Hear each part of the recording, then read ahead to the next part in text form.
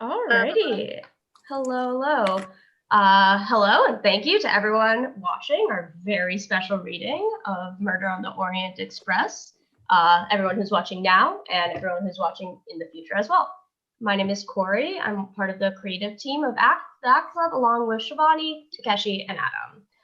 I'd like to begin with a territorial acknowledgement. We would like to begin by acknowledging that Concordia University is located on unceded Indigenous lands. The Ganakahaga Nation is recognized as the custodians of the lands and waters on which we gather today. Tiohtià:ke, Montreal is historically known as a gathering place for many First Nations.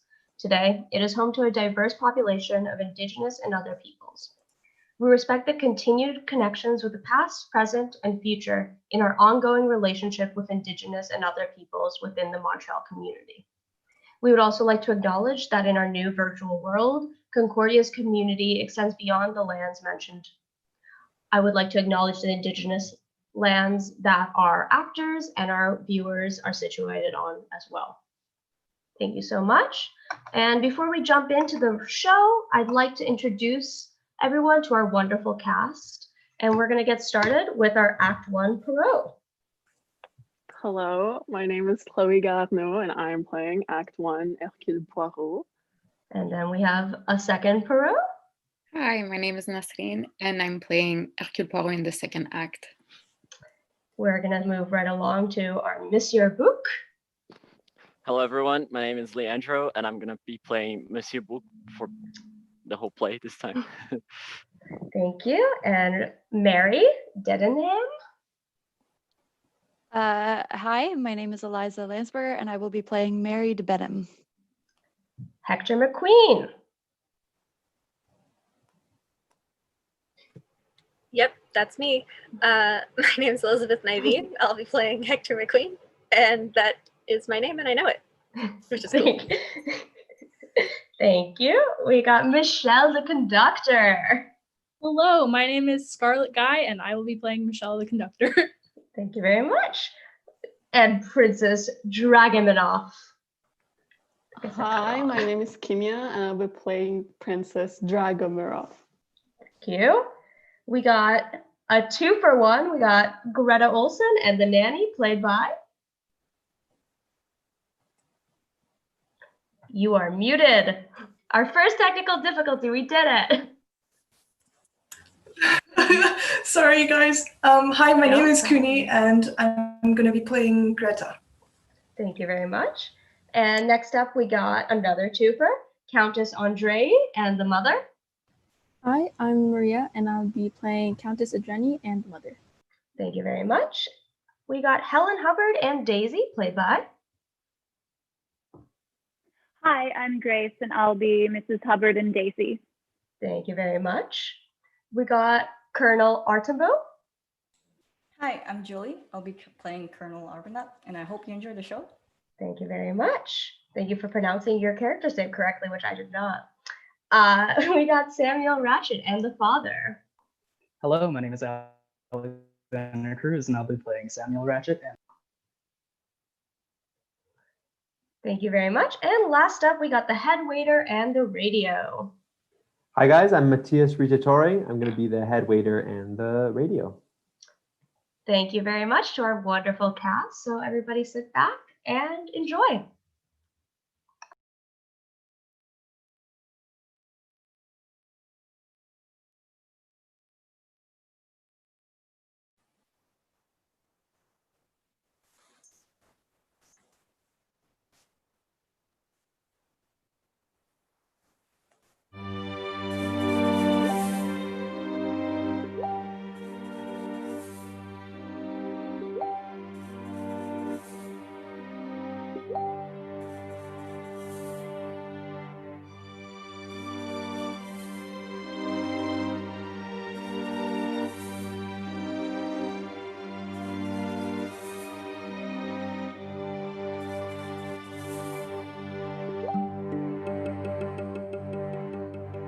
Agatha Christie's Murder on the Orient Express.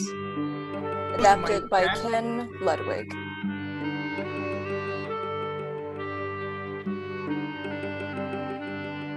Act 1. Scene 1. In the darkness, we hear a train coming toward us. It begins quietly, then builds to a roar of sound and light. It's as though a huge, powerful train is hurtling past us at breakneck speed. Silence. Then, we hear a domestic scene unfold in the blackness in front of us. We hear the voices, but we cannot see the participants. Good night, sweetheart. It's time for bed. Do I have to, Mama? Just listen to your mother. The nanny is a kind, loving woman in her 30s. But who's tucking you in? The wolf? No. The bear? No. My nanny? Yay! Laughter and tickling. During the following, we hear the little girl and her nanny run up the stairs and into the little girl's bedroom. We hear the door open, then close behind them. Faster, faster! You're a train! You're a train! Daisy Armstrong. Tickling, laughter. They're in the room. Now straight into bed and no more nonsense. Oh, all right. She gets into bed. The nanny sits beside her. Close your eyes. Night, night. The nanny exits. We hear the door open and close. A beat of calm. And then we hear a deep, ominous sound, like the bass note of an organ. Light from the hallway spills into the room, and we see the shadow of a hulking man entering the room. Perhaps we see the little girl as well. Who are you? Go away! Nanny!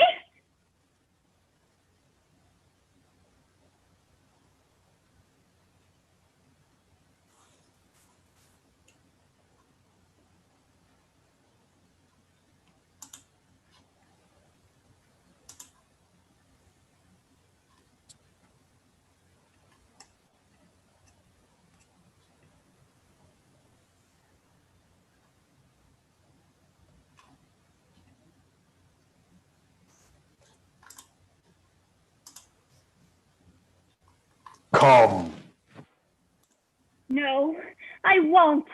I won't come. Mama? Her scream turns into the scream of a train whistle as the train goes past us again with another roar.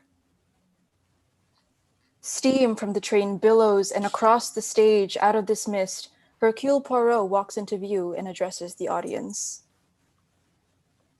Good evening. The story you are about to witness is one of romance and tragedy, primal murder, and the urge for revenge. What better way to spend a pleasant evening together? From the beginning, it was an odyssey of deception and trickery.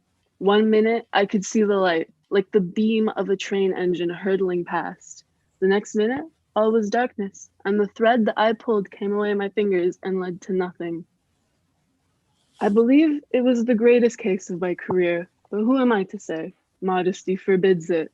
It was certainly the most difficult I have ever encountered, and it made me question the very deepest values that I have held since I was a young man. It began in the exotic city of Istanbul. I planned to vacation there for several days following a trying case that was on my nerves, but things began changing the moment I stepped into the dining room of the world-famous Tocatlian Hotel, where the enormity of the prices was matched only by the self-esteem of the waiters.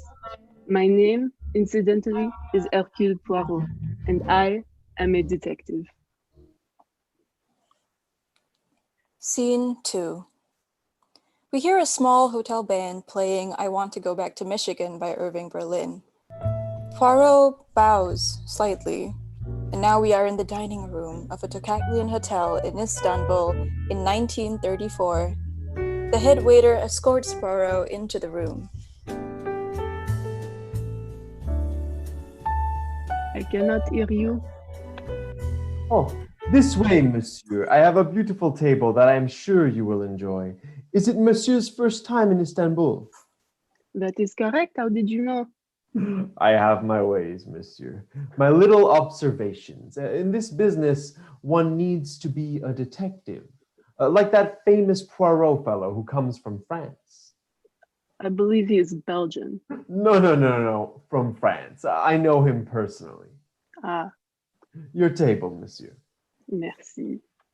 As Poirot sits and takes up a newspaper, Colonel Arbuthnot bursts the dining room and hurries over to a table where Mary Debenham is waiting. The colonel is a Scotsman with a Scottish accent in his mid-30s, handsome and very matter-of-fact. Miss Debenham is an English beauty in her late 20s. There is a sadness, however, around her eyes. She is anxious. Mary, there you are. James, at last. Where have you been? Oh, I'm not that late, am I? Of course you are. You're always late. I was terrified we'd miss the train. It would ruin everything. I was just exploring a bit. I've never been to Istanbul before and I quite adore all this Eastern nonsense. Well, I don't. I just want to leave right now and get it over with. Arbuthnot puts his hand on her cheek. I wish to hell you were out of all this. You deserve better, you know. Shh. Not now. No one should see us like this. Not until it's all behind us. Besides, I think we're being watched by that funny little man over there. She nods towards Poirot, who is hidden behind his newspaper. What? Him? He's some damn foreigner who probably doesn't even speak English. Poirot's newspaper gives an involuntary shake. Shall we order? I'm starving. Not here. I found a cute little place around the corner where I'm sure the food will be 10 times better. But we can't be late for the train. We can't miss it. We won't be late. I promise. Now stop fussing and come on. Let's hurry. As they go, we notice Mrs. Hubbard sitting nearby. She's an outspoken American in her 50s, well-dressed with a touch of flamboyance, and she calls to the head waiter as she rummages through her handbag for her money. Yoo-hoo! Excuse me, waiter. You did a very nice job, and I'm leaving you something extra because of it. At this moment, we notice Hector McQueen sitting at one of the tables. He is a nervous young American in his 30s with a strange, rather beleaguered face. Excuse me, young man. Are you American? Yes, I am. I thought so. I can see from your passport. Us Americans have to stick together, you know, especially in a place like this. I can't even pronounce half the things on the menu. Can you believe it? And what's a falafel? I keep seeing them on the street and they look like you could play hockey with them. I believe they're made of fried chickpeas. Well, there you go. Who knew? Some people will fry anything. By the way, I don't mean to snoop, but I see your train ticket sitting there on the table and I wonder, do you know if they're providing a bus to the station? I don't think so. I believe the hotel has a private car. Well, don't you worry. I'll ask and find out. As the Bible says, if Moses doesn't know the answer, ask the concierge. Now I better go. I think I'm annoying that odd little man with the silly mustache. And I don't think it's real. As McQueen and Mrs. Hubbard exit, Monsieur Bouc enters. He sees Poirot, his face lights up and he chuckles happily.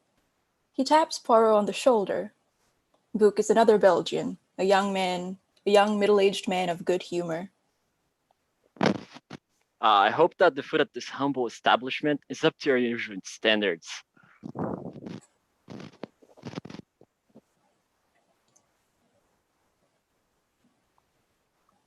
What? What's this? Oh mon Dieu, it is Monsieur Bouc. My friend, Mon ami, but what are you doing here? what am I doing here? This is my city. I live here. Of course, I'm a fool. I run Wagon Lit, the greatest train company in the entire world. And the central office is in this hotel. Garçon, this meal is on me. Please charge my office. Ah, no. Oui, it will give me pleasure. You are my guest here, so tell me, what are you doing here? You are solving a crime, eh? No, I did that last week in Syria. It was a bad affair. An army officer, a missing Czech, a beautiful woman, did not end well. As Poirot describes the case, a man appears in a blue downlight, wearing an army tunic and an officer's hat. We are witnessing Poirot's memory. The man was guilty, that was certain. But perhaps because I pressed the man too hard to admit his guilt. The man raises a pistol to his temple and fires. Bang! The noise is startling. The man collapses and fades away. It was unfortunate in the extreme. And yet, I believe I did nothing wrong. Of course you did nothing wrong. If you break the law, you must pay the price. That was what you have told me. It is what I live by. Now tell me, you were staying here at the hotel? I was hoping, eh? I was going to play the tourist, but at the desk there was a telegram from Scotland Yard begging me to return at once. So I've asked the concierge to get me a ticket for tonight on your famous Orient Express. There will be no problem. And the best news is, I will be joining you, for I go to Lausanne tonight on business. Ah, c'est magnifique. The head waiter approaches Poirot. Pardon, monsieur. The concierge said to tell you that there are no more first-class tickets for the Express tonight.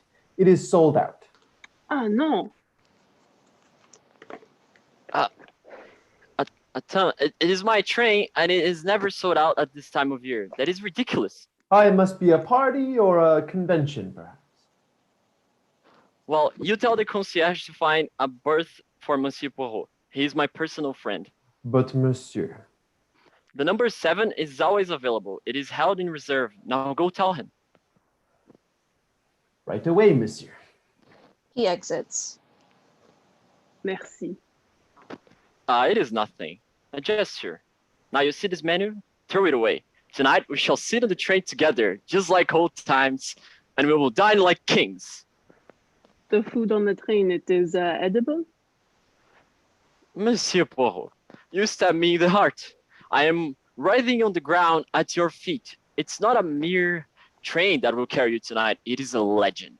It runs like no other vehicle on the earth. The fittings are from Paris, the paneling, Venice. The plates are from Rome, and the taps from New York. The best food, the best beds, the best pillows, the best feathers inside the pillows. It is poetry on wheels, and Lord Byron himself could not write it better. Monsieur, prepare yourself. In 1 hour, I will meet you on the platform of the Orient Express.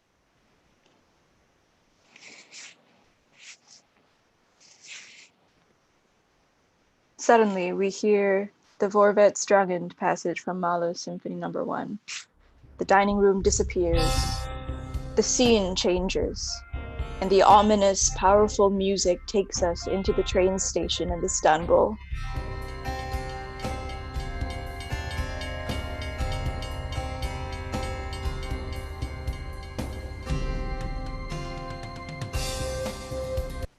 Scene 3. The platform is full of steam and smoke and is throbbing with activity.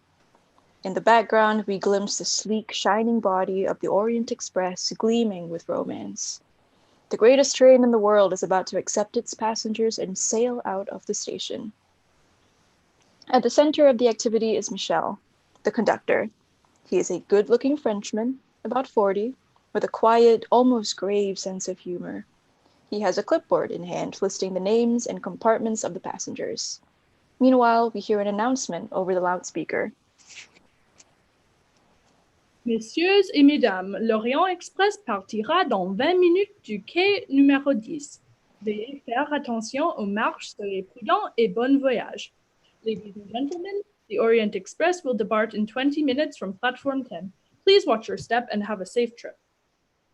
Bells and whistles sound as Princess Dragomirov enters like a galleon in full sail, with a woman named Greta Olsen in her wake. The princess is in her 70s. She's Russian, expensively dressed, and heavily bejeweled. Greta, by contrast, is Swedish with a Swedish accent. She's in her 30s and plain. There is a frightened, sheep-like quality about her. She's carrying 3 or 4 suitcases and struggles with them. Greta, will you please put those suitcases down? You're driving me mad. No, no, princess, do not have concern. They are not so heavy as they look, I am sure. Oh, they're extremely heavy.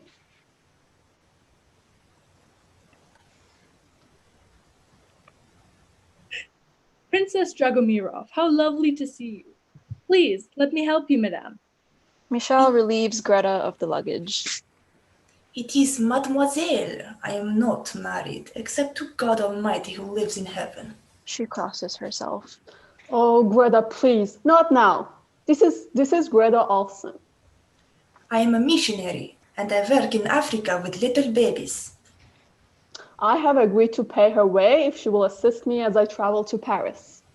But your usual companion, Miss Schmidt. She is very sick.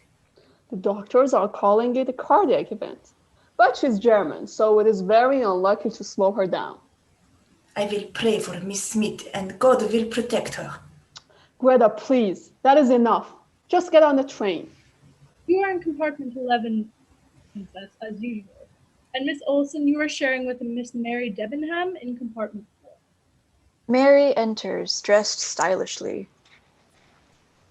I am Mr. Benham. Ah, mademoiselle, you will be sharing with Miss Olsen here. I will do my very best, so I'm not disturbing you. Oh, I'm sure we'll get along just fine.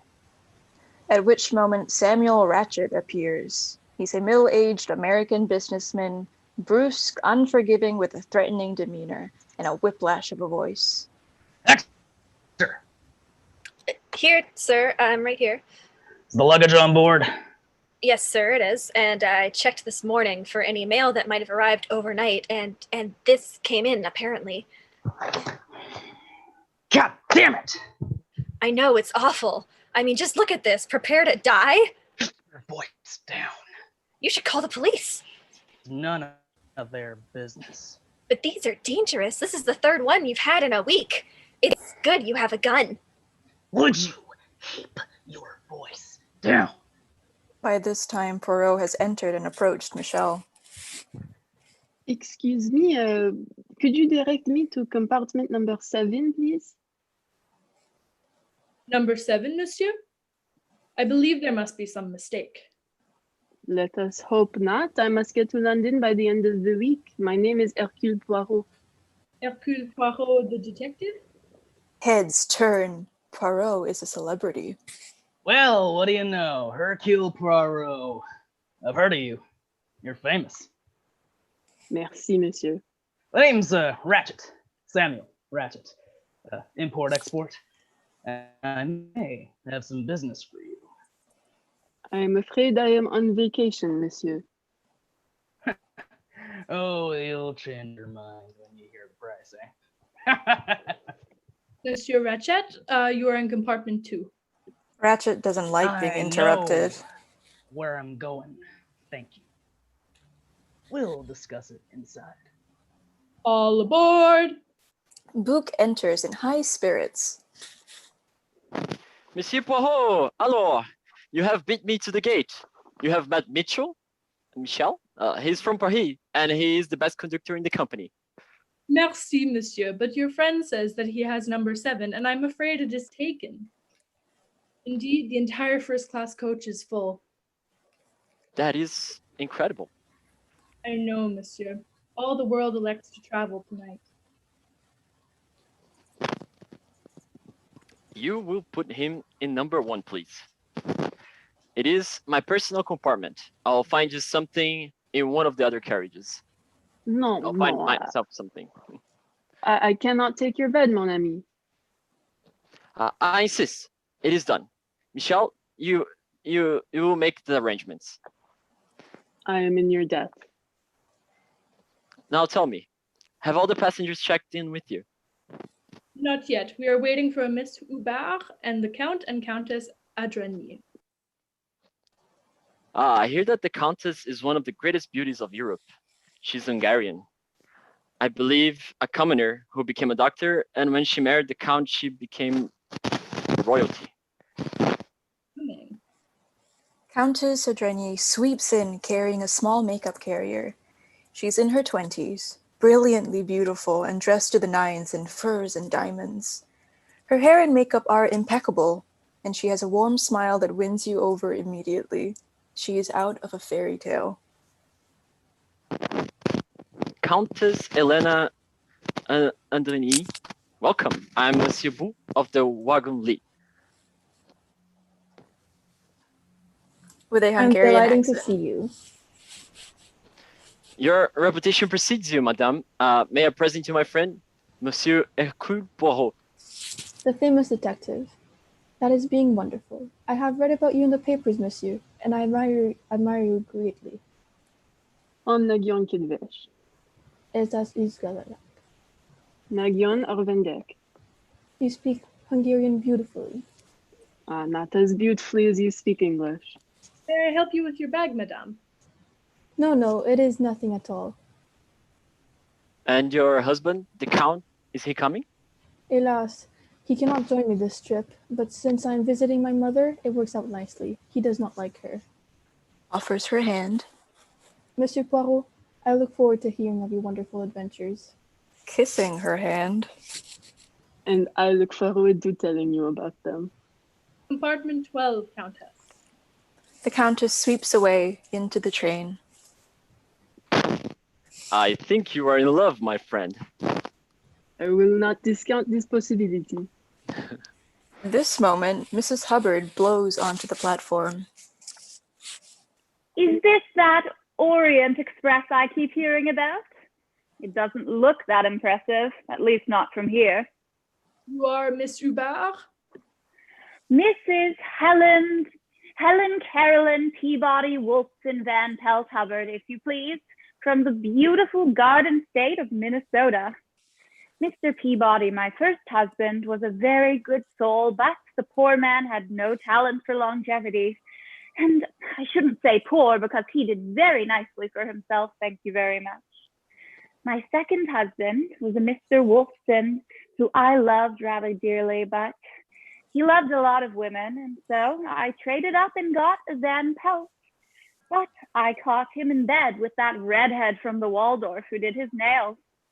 Then at last I found Mr. Hubbard, and I call him my little white knight for saving me from a life of bridge games and watery cocktails at the Minneapolis Country Club. And is Mr. Hubbard joining you? No, Mr. Hubbard is not joining me. Mr. Hubbard and I traveled together once, and he said it raised his blood pressure. I don't know why. So now I do it for both of us. Do you like to travel? I travel every day. Then you and I should exchange notes sometime. Compartment 3. Is that yours or mine? Yours, madame. I hope it's comfy. I have never had a complaint, madame. I'm sure you haven't. She exits. He is quite the character. They are all characters. If I was Balzac, I would write a novel about all of them. And just think, for 3 days, these strangers are brought together in the closest of quarters, eating and sleeping under a single roof. And then at the end, they part, never to see each other again. Unless what? Unless there is an accident or something fatal occurs. Monsieur Poirot, why do you say such things? Forgive me, it is my business. And I sense that something is wrong, that there is tension among these passengers of yours. One of them does not fit in. It makes me frightened. Oh, monsieur, no more business, please. You must now succumb to nothing but pleasure. And prepare yourself to step aboard the pride of the company Wagon Lit for the most memorable journey of your entire life. We hear the hoot of a train whistle, and as they head for the train, we hear the second movement of Mahler's Symphony No. 1 ring out majestically and with romance. The train bells clang. There is a blast of steam, and the set changes to the interior of the Orient Express. The change is dramatic and magical. Scene 4. We are now in the Art Deco dining car of the first-class coach of the Orient Express. The car gleams with elegance and romance. The fittings are gold, the cushions are made of red plush, and the bar in the dining car is fashioned of inlaid wood with an Art Deco depiction of an elegant woman lying across an ottoman. It is worthy, in its way, of the great mosaics in Ravenna. The train is breathtaking. A number of passengers come through with their luggage. Well, ain't this the bee's knees? Maybe I'll just move in for good. This way, please, and watch your step. Holy cow. Is it snowing out there? We get a lot of it this time of year, I'm afraid. Last year we got stuck in the snow for 7 days. 7 days? Was there liquor on board? There is always plenty. Well, now I can breathe again. Don't get me wrong, I also eat solid food, as long as it's cooked in bourbon. As they say in the movies, lead on, Macduff. They exit as the princess and Greta enter. Greta, you must keep up. Keep up. We have to get settled in before the train starts moving. I have to confess to you, princess, that I am not liking trains since I'm little girl. They are feeling very tight to me, like clothing that is made wrong size and is squeezing my bosom. May God forgive me. Oh no, don't be silly. Trains are wonderful. I am also not liking the strangers and their clickety-clackety, but we will be sitting next to each other, yeah? This part is good. In Africa, once I'm on a train and there's noise and crying and animals and and I look up from my book and sitting there next to me, right on the seat, is a very old goat. Haha, it's true. Old goat. He is like my companion.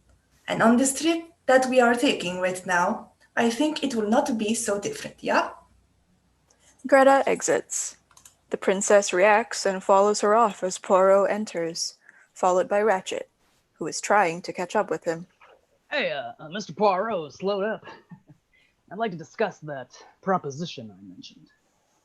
No, I'm afraid it is not a good time. Oh, sure it is. Sit down, I'll be quick, I promise. I am afraid... Sit down.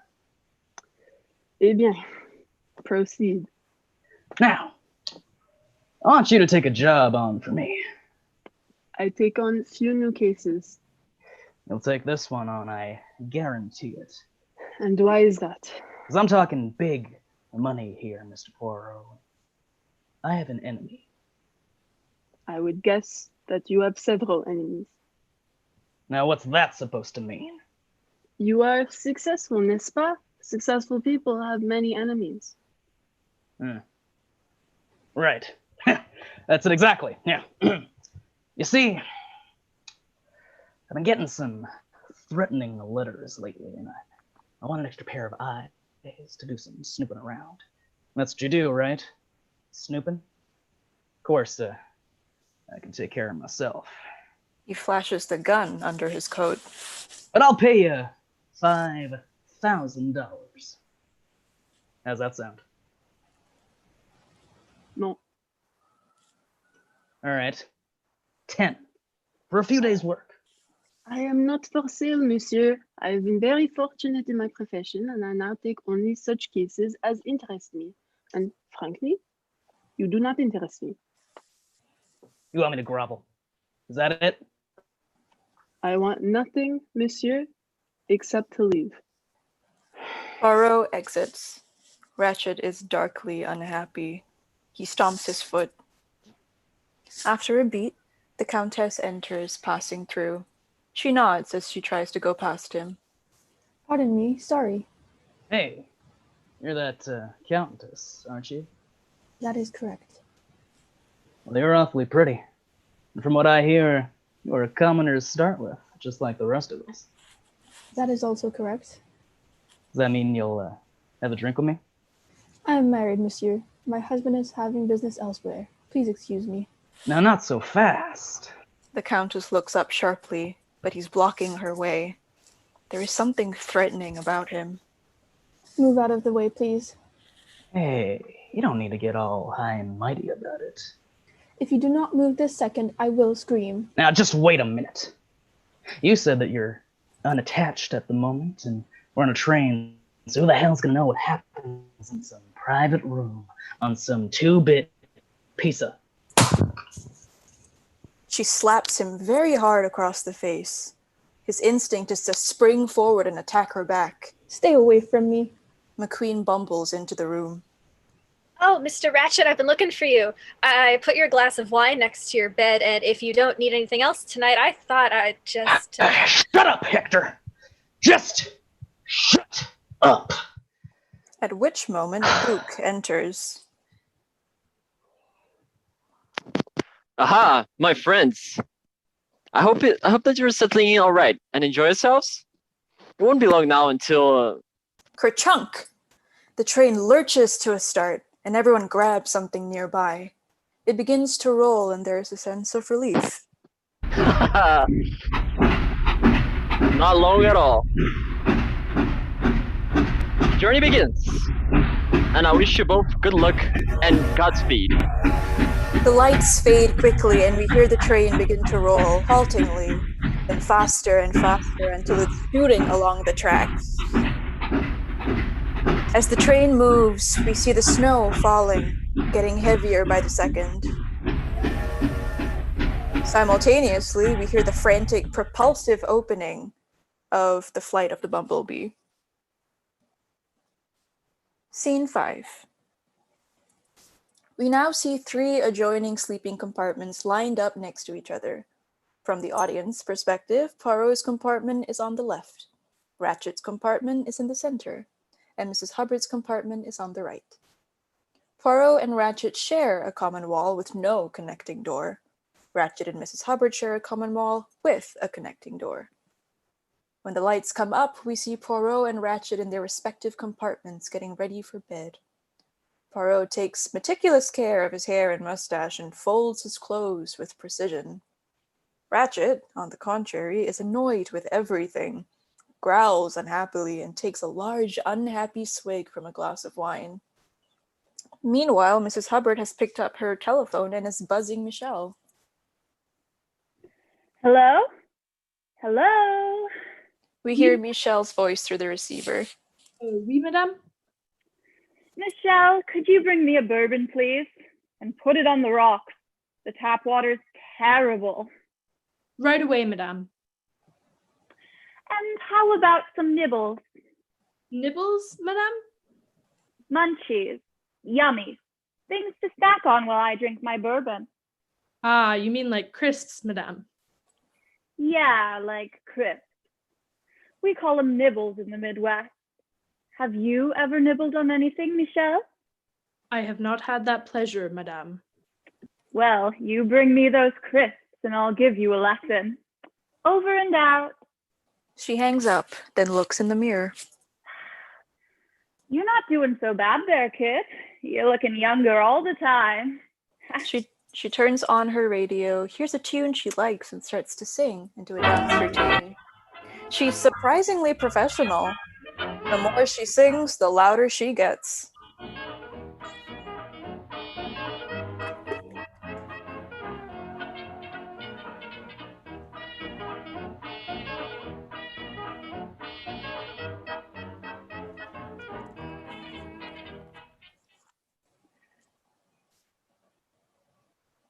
Come on in here, Alexander's ragtime band.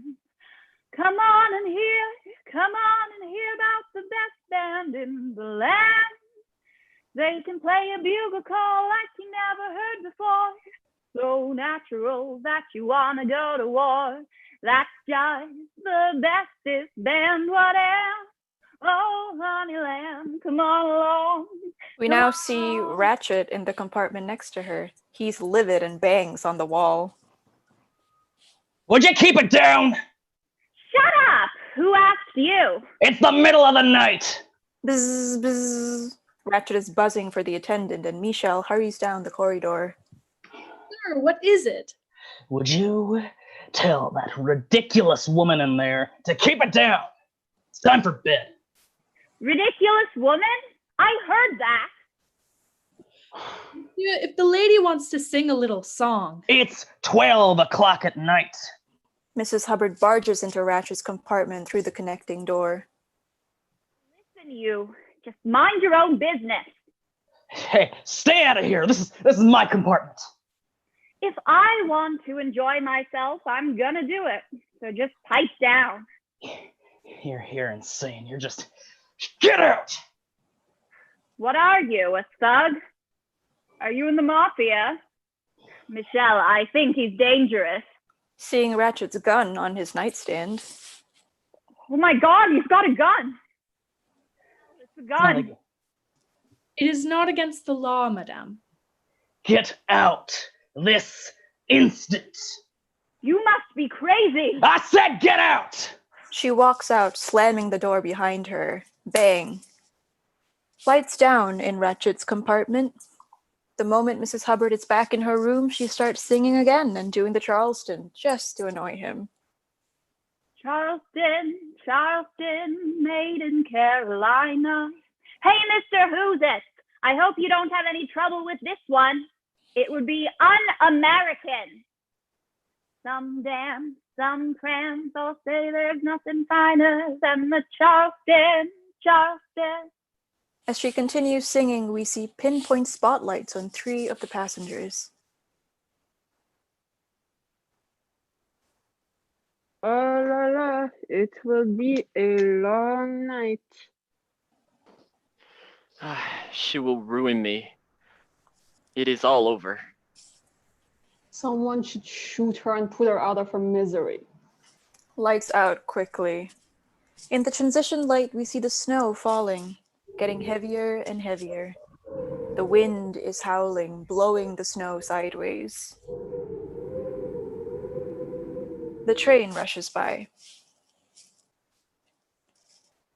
Scene 6. And now we see Michel at the end of the sleeping corridor. He's trying to work with the train's two-way radio, a clunky, old-fashioned piece of machinery subject to problems. First, we hear the whining screech of the radio trying to find a signal. Then the crackle of the static when the signal is found. Orient station. Orient station. Number 867. Alert code blue. This is important. Do you read me? Hello. Are you there, Belgrade? We read you, Express. Please continue. We've just left Sophia. The snow is becoming heavier by the minute. I am getting concerned as we head south.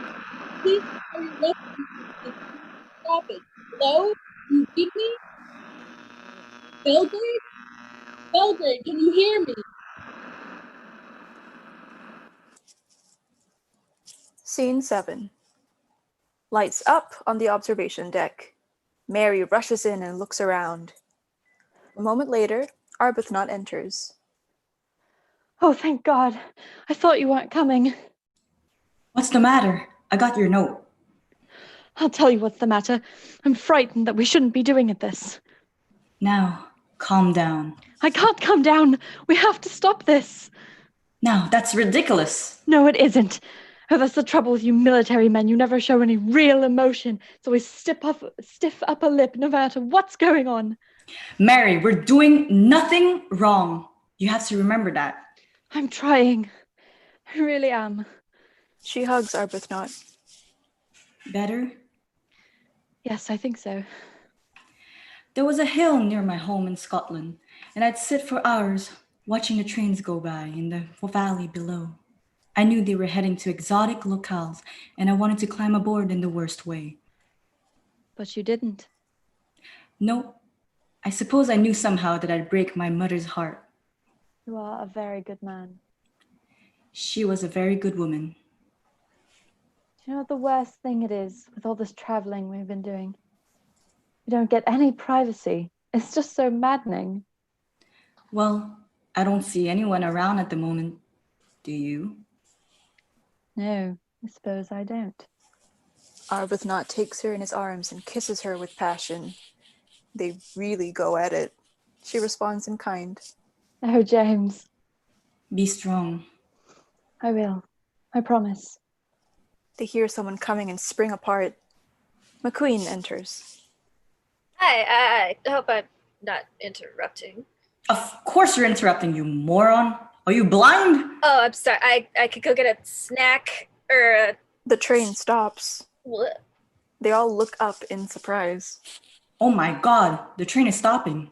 What is it? What's happening? The snow, look! Oh, not now! We've hit a snowdrift. Oh Christ, that's all we need.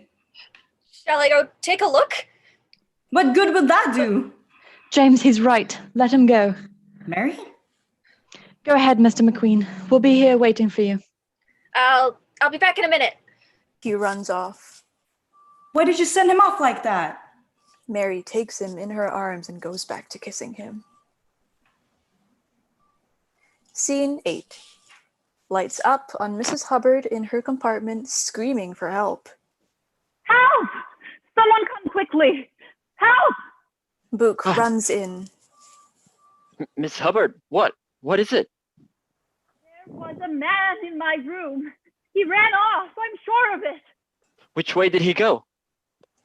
That way. Just this second. But madame, that is where I'm coming from, and I saw no one. Well, maybe he ducked into one of the compartments or something. I don't know.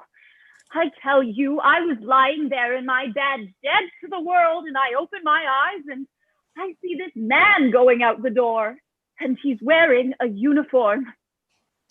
But where would he come from? I don't know. He just suddenly appeared. And he looked like... I don't know. I could barely see him. 1 second he was there, and then he was gone. He was like a phantom. But how is this possible? How should I know? Perhaps you were dreaming. I wasn't dreaming. I know when I'm dreaming. My mouth gets dry. Does my mouth look dry to you? And your door was locked? Of course it was locked, but people have keys, don't they? I'll bet you have keys. Don't you own the company? No, madame. I run the company, and I'll look into it. Well, all right then. But hurry up about it. I don't feel safe. Mrs. Hubbard closes her door. Poirot puts his head out of his room. She's keeping you busier, Mrs. Hubbard. You have no idea. She insists that there was a man inside her compartment. Michel, perhaps? Impossible. He's helping my engineer at the moment. Poirot cocks his head. Something is wrong. Attends. We are not moving. You were telling me. A snowdrift? Oui. And we are stuck until men are sent from Belgrade to dig us out. No. I am sorry, my friend, but I promise you will be completely comfortable for as long as it takes. Mrs. Hubbard puts her head out her door. Luke, have you tracked him down yet? Oh, not yet, madame. Well, keep trying. Good night, my friend. I hope you get a good sleep tonight, because that will make one of us. And hurry up about it. Book walks away. Poirot retreats into his compartment and looks at his watch.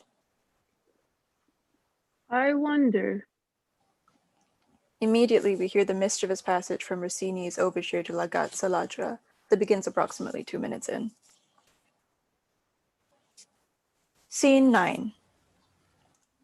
The night fades to morning, and we are still in the corridor. The princess is making her way to the dining car and sees Greta ahead of her. Oh, Greta, it is I. Slow down. Oh, good morning, princess. Good morning. McQueen comes by with a breakfast tray, and they have to squeeze past each other. Good morning. Good morning. Good morning. Good morning. McQueen steps in the princess's way. My fault. Good morning. Knocking. Mr. Ratchet. Knock, knock, knock. Sir? Knock, knock, knock. Sir, could you open the door, please? Sensing that something is wrong. Hello? Book and Poirot enter. He isn't answering. And it's locked. Monsieur Hatchet, are you all right? A passkey, perhaps? Oh, of course, of course. I hope he's not being ill. There's a chain. Hello? You must force the door. It will break and need repairing. Quickly, do you not feel the air from the room? It is freezing, quickly. Oh, I do not like this at all. The three men break open the door with a crash. As they enter the room, it opens out so we, the audience, are in the room with them. Sitting up in his bed is Samuel Ratchet, the chest of his pajamas crimson with blood. He looks garish and hideous. There's a sound of terror in the score. Then Greta screams and falls to her knees. Dear God, it is awful. Mr. Ratchet! I cannot look. Do you see his chest? Oh, it is horrible. Reaching out to touch Ratchet's chest. I cannot believe it. Do not touch anything, not a speck. It is human life. It is wrong. Greta, calm down. Princess, could you escort Miss Olsen to her room, please? Come along, Greta. Greta wails with distress and the two women exit. Holy cow.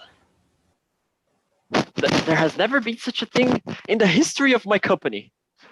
Poirot removes a pair of tweezers from his pocket and delicately moves the pajamas away from the wounds. What are you doing? I am examining the wounds. There appear to be 7, no 8 stab wounds to the chest. Monsieur McQueen, when did you see him last? Me? I don't know anything. He was fine last night when I put out his wine. You are his secretary. What do you know about him? Not very much. He never spoke about himself at all. Frankly, I think he was hiding something. That's just an impression. And why was that, do you think? I think he was fleeing from America to get away from something, and I think he managed it until a few weeks ago. And then? He began to get some threatening letters. They're in my room. Do you want to see them? Yes, go quickly. And please ask the Countess to join me here. I'll be right back. McQueen runs off. It is incredible for such a thing to happen on my train. Whew, it's freezing here. You have observed the window. Oui. It is open. And what do you see outside? Nothing. Exactly. No footprints, no marks in the snow, which means that no one entered or left through the window. Then why is it open? I assume to mislead the police when they arrive. The police? Of course, the police. It is murder. The Yugoslavian police department? Oh, no, no, no, no, no, no, no, no, no, no. We do not want them. We must solve the murder. Then you tell them who did it. I have already interfered too much already. But my company is at stake. But mon ami. Just think what a Yugoslavian police inquiry would do to my company. People would say, oh no, I cannot travel on the Orient Express. I could be murdered in my bed. And our sales would suffer and I would lose my clients. But I am due in London in 3 days' time. Then solve it in 2. You're a magician. I have seen your work. You listen, you look, you pester, you make yourself a pain in the backside, then suddenly poof, the case solved like that. The police would be angry. The Yugoslavian police department? They're like the Three Stooges in the movie house. They poke each other in the eyes by accident. They would be thrilled not to have to do any work, actually. If you save them the job, they will put up a statue of you in the Certain of Zagreb. I would need a plan of the coach. Done. And the passports and tickets of everyone on board. Done? The Countess arrives. Excuse me, but do you have asked to see me? Oh dear God. Forgive me, Countess, but I understand you were trained as a physician, and so I thought perhaps you could help me with the body. I am happy to help. Without hesitation, she strips off her jacket and rolls up her sleeves. I'm afraid it is not a very pleasant sight. I have seen worse, believe me. I volunteered in the war. The Countess begins examining the body. Regarde, the left side of his face is slightly red, do you see? I do. It has been slapped. How do you know? Because I slapped it. I count 8 separate wounds. That was my count also. Can you estimate the time of death? I would say it is between 8 and 10 hours ago, which puts the time between midnight and 2 o'clock. I am in accord. It appears that the killer was wild, in a frenzy of some sort. Regarde, see this. Of the 8 stab wounds, 5 appear strong and 3 are mere scratches.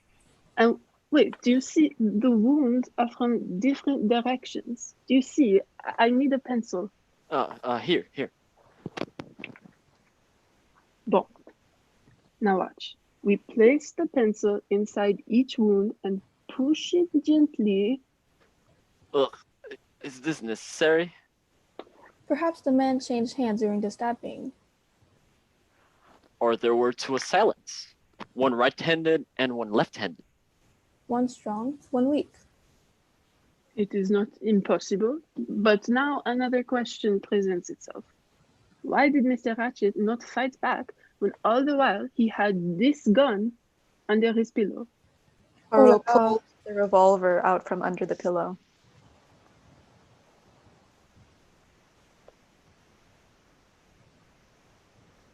Oh la la. Alors, may I see it? Book takes the gun. How did you find it? He showed it to me yesterday, so I know it was here somewhere. It is automatic, and I believe it is loaded. He waves it around. Attention! Ah! Wait, there's a safety switch. It is not on. S'il vous plaît, mon ami, have you not heard of the fatal accident? He takes the gun from Book, but stops suddenly and sniffs the air. Maman. He sniffs again and puts his finger up. I have a very good nose. He picks up Ratchet's empty wine glass and sniffs. Ah, smell the glass of wine. It smells of almonds. She pulls Ratchet's eyelids up and examines his eyes. He was clearly drugged, which is why he did not fight back. Poof, poof, what is this in his pocket? Voila. He pulls a pocket watch from Ratchet's pajama pocket. It is a watch, and the face is smashed. It is stopped at 1:15. At last, we have something important, yes? It is the time of death, and the Countess said between midnight and 2, so there it is.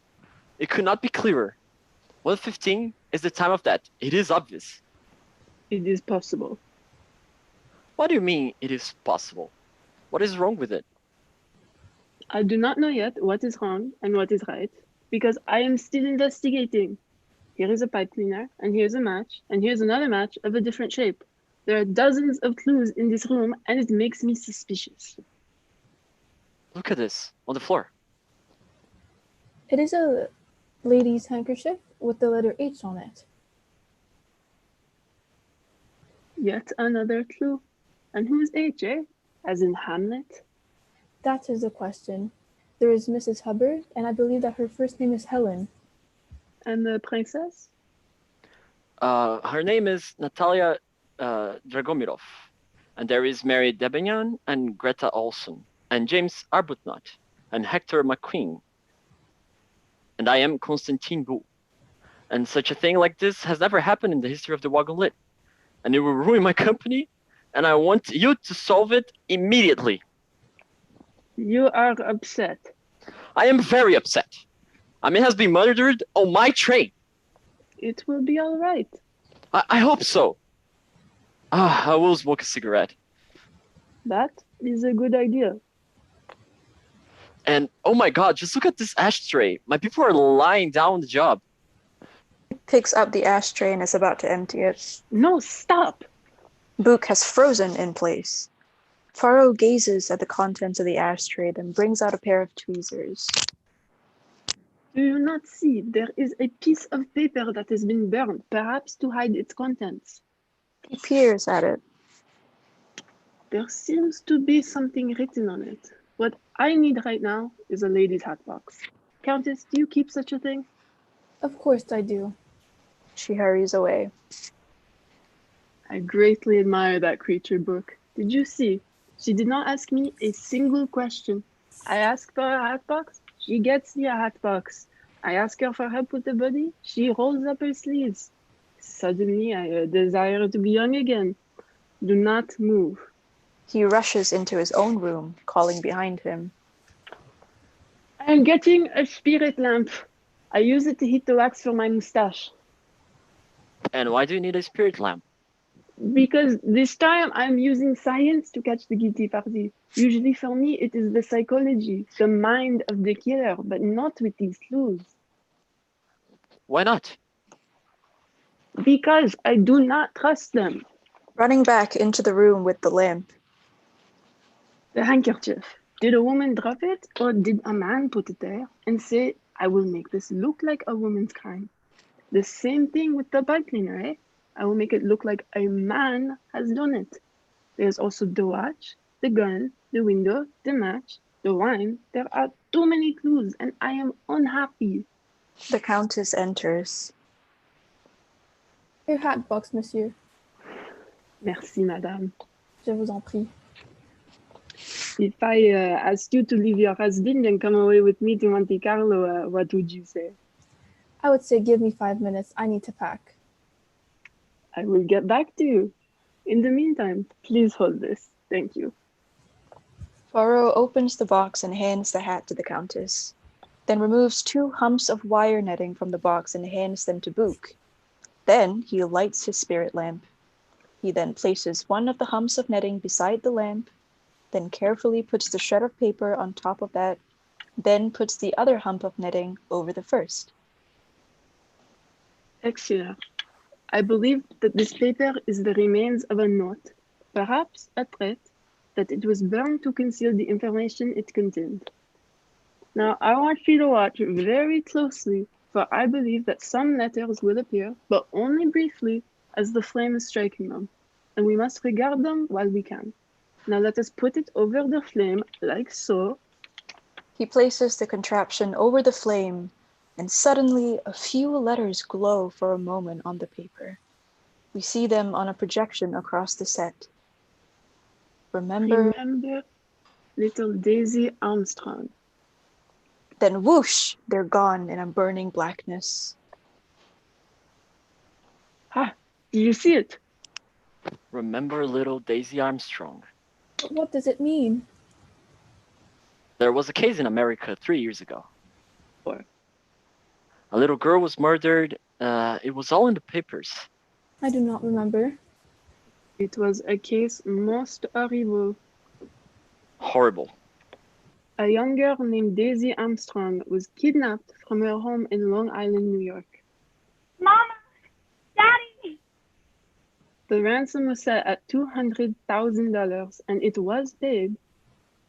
But Daisy was not returned to her parents. 3 days later, they found the little girl, dead, murdered, in the woods not far away from her home. No! The police caught the man who did it, but he had ties to organized crime, and they got him off by changing the evidence. He would have been hanged if he had been found by the police, but he gave them the slip and disappeared. But what has this got to do with Ratchet? I think we can guess this, no?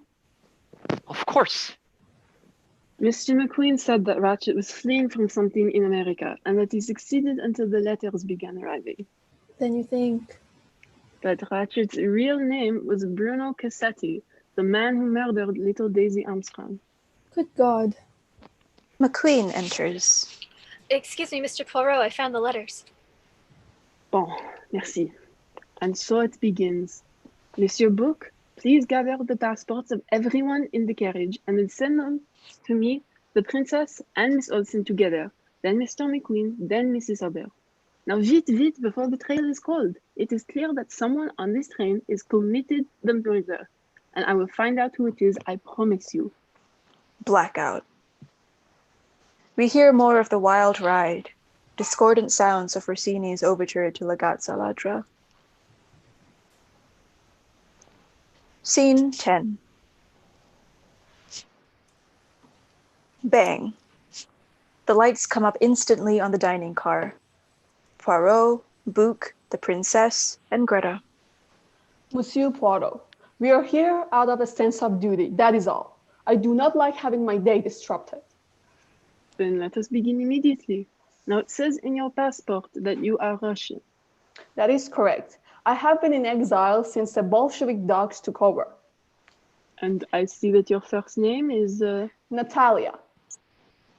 And is this your handkerchief, madame?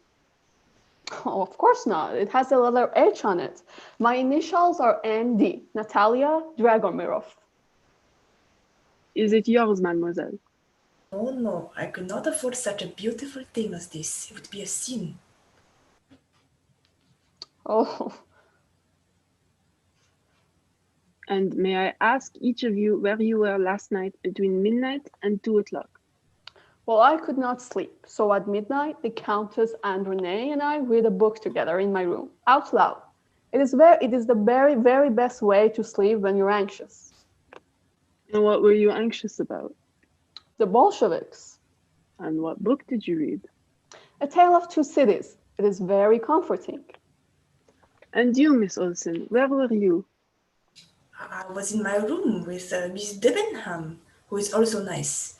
We talked from 12 o'clock until 2 o'clock, and then we slept. You can ask her. And have either of you ever been to America? Yes, many times. I have not been to America, but I must go someday to raise money for my babies in Africa. You are very religious.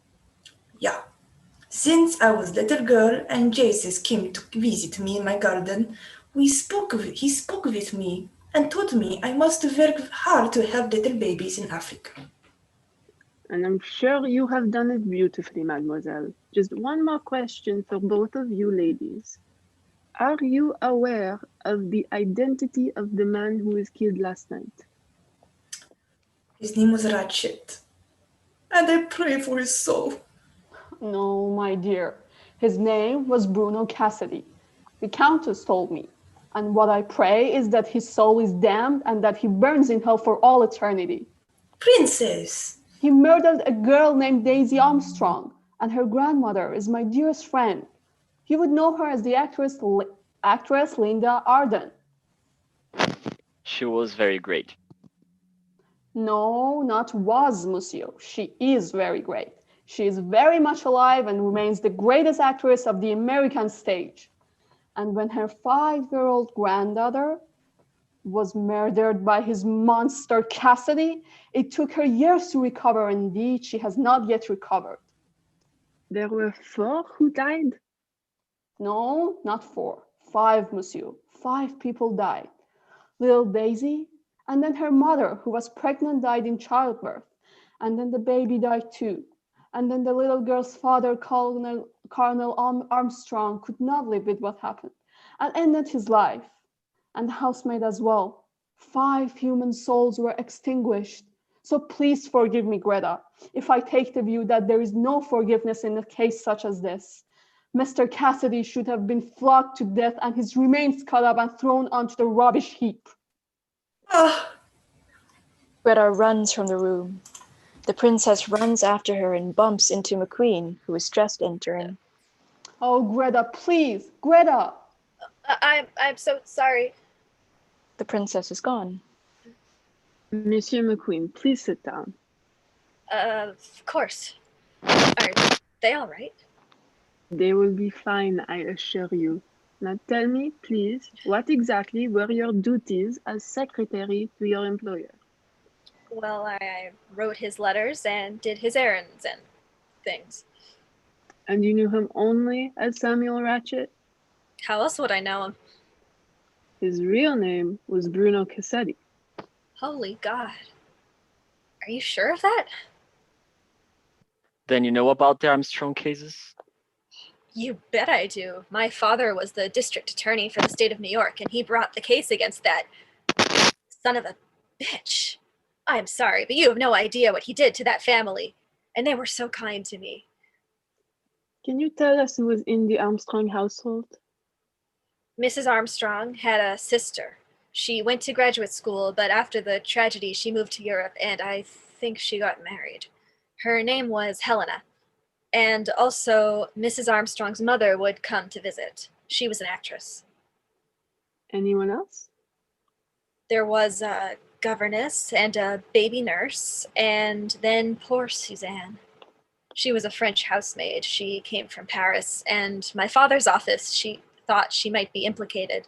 And she was so distraught from the accusations that she...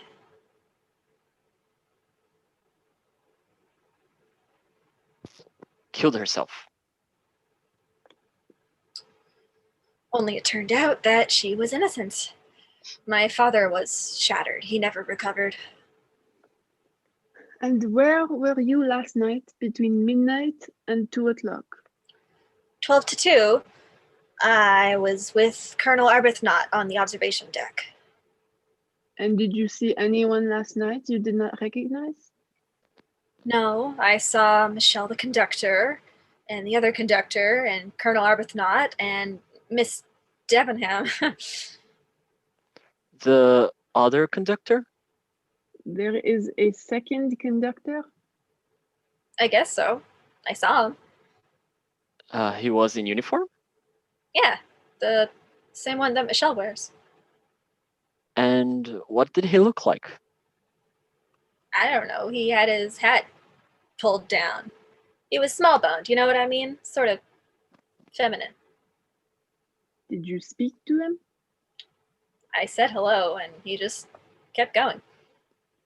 You are very helpful, thank you. You may go. And please ask Michelle to come see me. Sure thing. I'll see you later. As soon as McQueen exits, Boop cries out. I knew we would get a breakthrough. Miss Hubbard was telling the truth. I should have listened. The murderer wore a uniform, and the question now is, where did he go? No, my friend. The question now is whether such a man exists. He could be an invention of Monsieur McQueen. But why would he lie? He's not the murderer. Why not? Because he's not the type. It is a crime of passion by someone Italian or Hungarian, a man with blood in his veins. I have now looked at all of the passports, and there is one that troubles me. There's a gray spot on the signature page, and it obscures the first letter of the Christian name, and I believe it is telling. Who is it? Knock, knock. Excuse me, but I need to talk to you. If you could please wait your turn. No, I cannot wait my turn because you owe me an apology. I do? You thought I was crazy. Pardon, madame. I do not know to what you were referring to. To what I am referring is the man in my room last night. You didn't believe me, but guess what? I have a surprise for you. There was a man, and I can prove it. He left a button. Look. She pulls out a brass button, and Boop peers at it. It says Orient Express. It sure as heck does. And it's just like the one that Michelle wears on his uniform. And you found it? On the floor this morning, right as you please, next to my big toe after I put these tootsies down on the floor when I woke up. And you waited until now to tell us? I just woke up. It's called a vacation. And I just heard about Ratchet's this murder, and I thought that maybe this Button guy did it. You see, it all adds up. He goes into Ratchet's room, kills him, comes out through my room. I wake up at like 1:15 and see him. Well, not see him exactly. I sort of feel his presence. And do you realize he could have strangled me in my bed or shot me or something? The dead man's name was not Ratchet, madame. It was Bruno Cassetti. Does that mean anything to you? No. Have you ever heard of the Armstrong case? You mean that poor kid who got murdered? It was national news. The whole world knew about it. So what? May I ask you where you were last night between midnight and 2 o'clock? Oh, great. So now I'm a suspect. You know, you should read some detective stories and get some tips. 12 to 2, madame. I just told you. I was alone in bed around 1 o'clock, and then a few minutes later, some man walks into my room and scares the living bejesus out of me. Mrs. Hubbard, would you write your signature on this paper, please? I beg your pardon. Your signature, so I can see your handwriting. I always thought the French were screwy. He is from Belgium. Exactly. At which moment Arbuthnot bursts into the room. Sorry to interrupt, but I'm looking for Miss Debenham. She is not here. Did you try her room? I tried everywhere I can't think of, and she's gone. Have you tried the carriages at the back of the train? Of course I did. I got Michelle to open the doors, and she wasn't in any of them. Well, she cannot be far, monsieur. It's a very small train. You don't understand what I'm saying, monsieur. There was a murder on this train last night, and that has certain implications, does it not? Suddenly, we hear a terrible scream followed by a gunshot.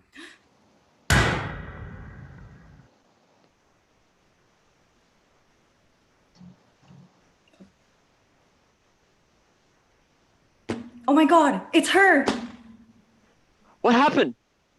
Quickly, this way. They run out of the room and we follow them into the corridor. Lights flash this way and that as though we are somehow in the minds of the pursuers. Where did it come from? I couldn't tell. What's going on? Mary! Miss Debenham? Oh, dear God. What's happening? I heard a gunshot. She's not in here. Try Ratchet's room. Mary! Miss Debenham? Push! Push hard. Trying. God almighty! Greta screams. The door flies open and they all burst into Ratchet's room. Mary is lying on the floor in a pool of blood with Ratchet's gun nearby on the floor. We hear a screech of a sound. Blackout.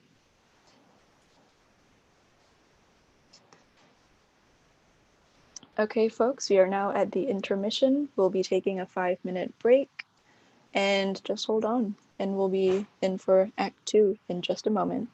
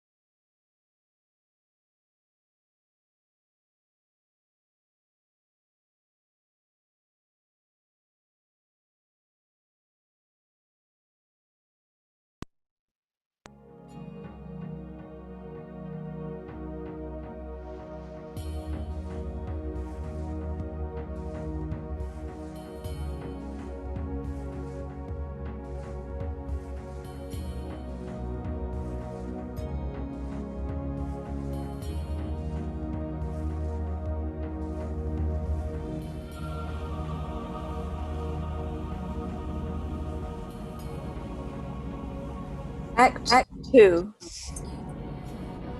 Scene 1. A blast of discordant sound is heard.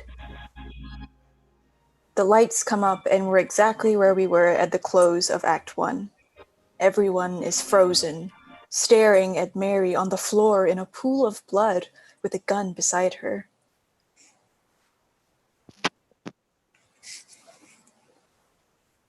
Touch nothing, Countess. Of course. The Countess hurries to Mary and kneels and begins to minister to her. She's still alive. Oh, thank God.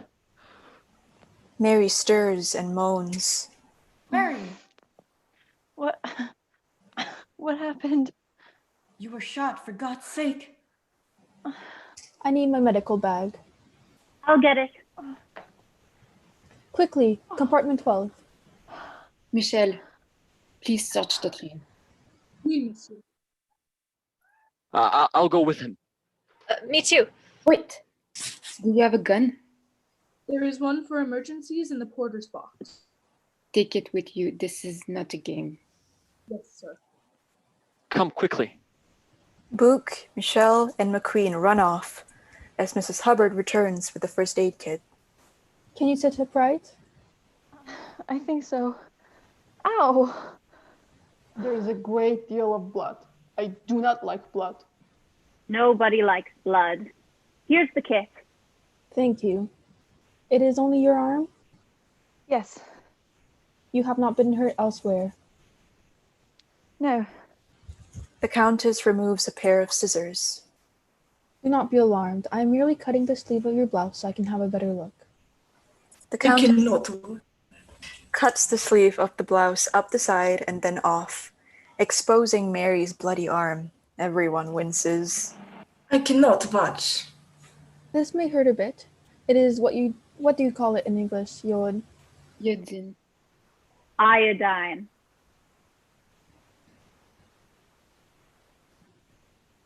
Ow! Be careful, will you? I'm all right, Colonel. You are remarkably fortunate, Miss Debenham. 2 inches to the left and it would have been fatal. Well, thank God for small blessings. Countess, may I ask Miss Debenham a question? Are you well enough? I think so. It is very simple, mademoiselle. Who shot you? I don't know. I only caught a glimpse of him. He was... What?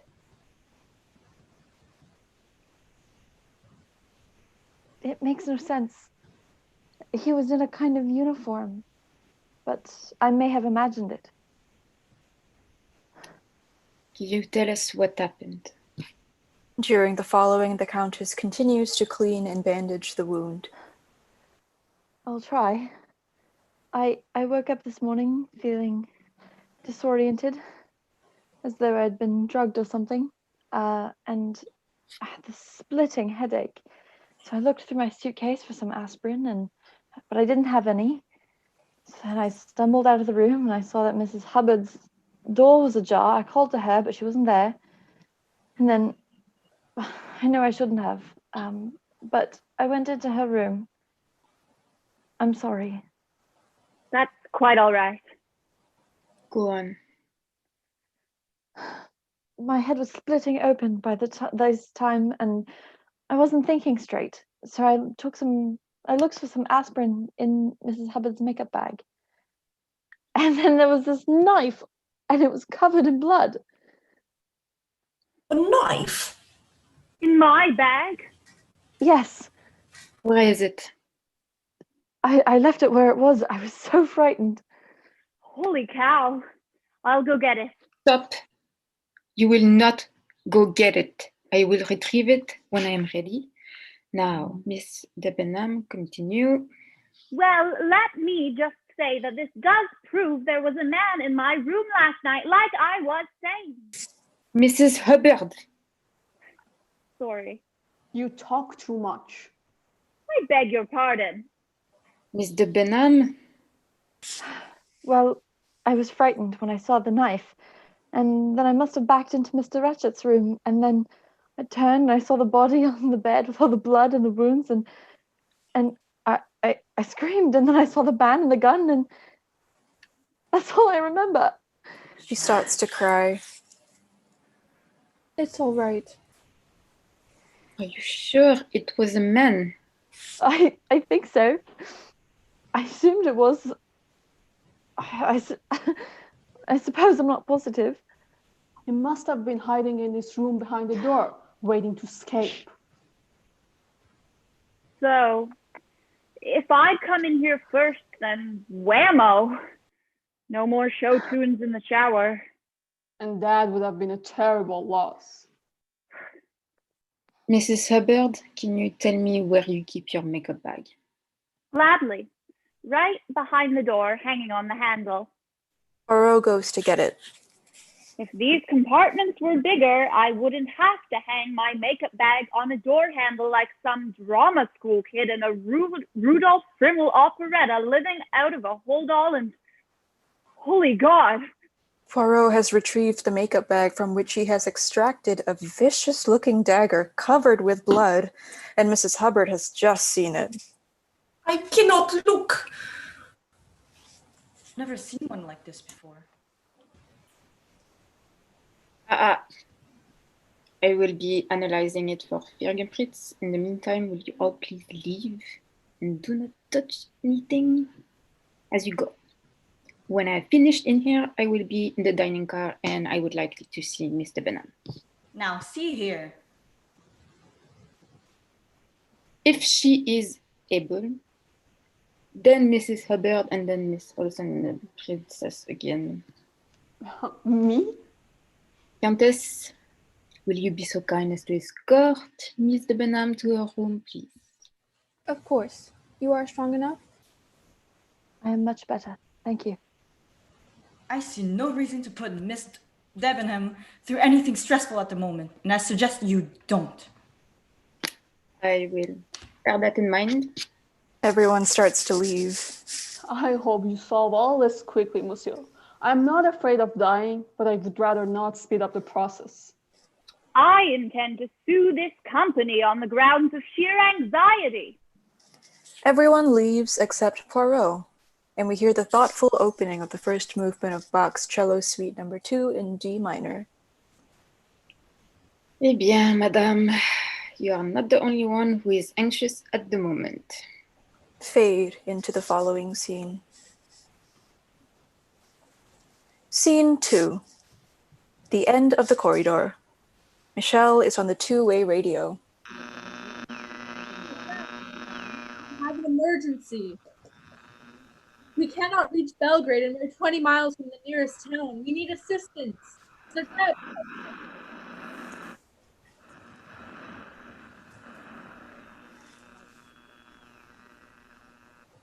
Scene 3. We shift to the dining car where Poirot is waiting, as Book bursts suddenly into the room. No one. There is no one, I tell you. Not a single person is on the train who should not be here. You are positive? Entirely. It has gone too far. Our lives are in danger. It is like a magic trick. It is unbelievable. I told Michael to go on searching and he may find something. I do not expect so. Then where did he go? This man who is dressed like a train conductor. I have no idea. That is the problem. Every time I find a piece of the puzzle, there is a suspect who has an alibi. Colonel Arbuthnot, he could have a grudge against Cassetti from a business dealing, but then McQueen gives him an alibi from 12 to 2. They are chatting on the observation deck. Aha, I say. What about Miss Olsen? She is strange. There is something not right about her, but she swears that she and Miss Debenham are up all night, chattering in the room they are sharing. And so it goes with Mrs. Hubbard and the princess. Now Miss Debenham is shot and I am out of suspect. Arbuthnot and Mary enter. Oh, I've brought Miss Debenham as you requested.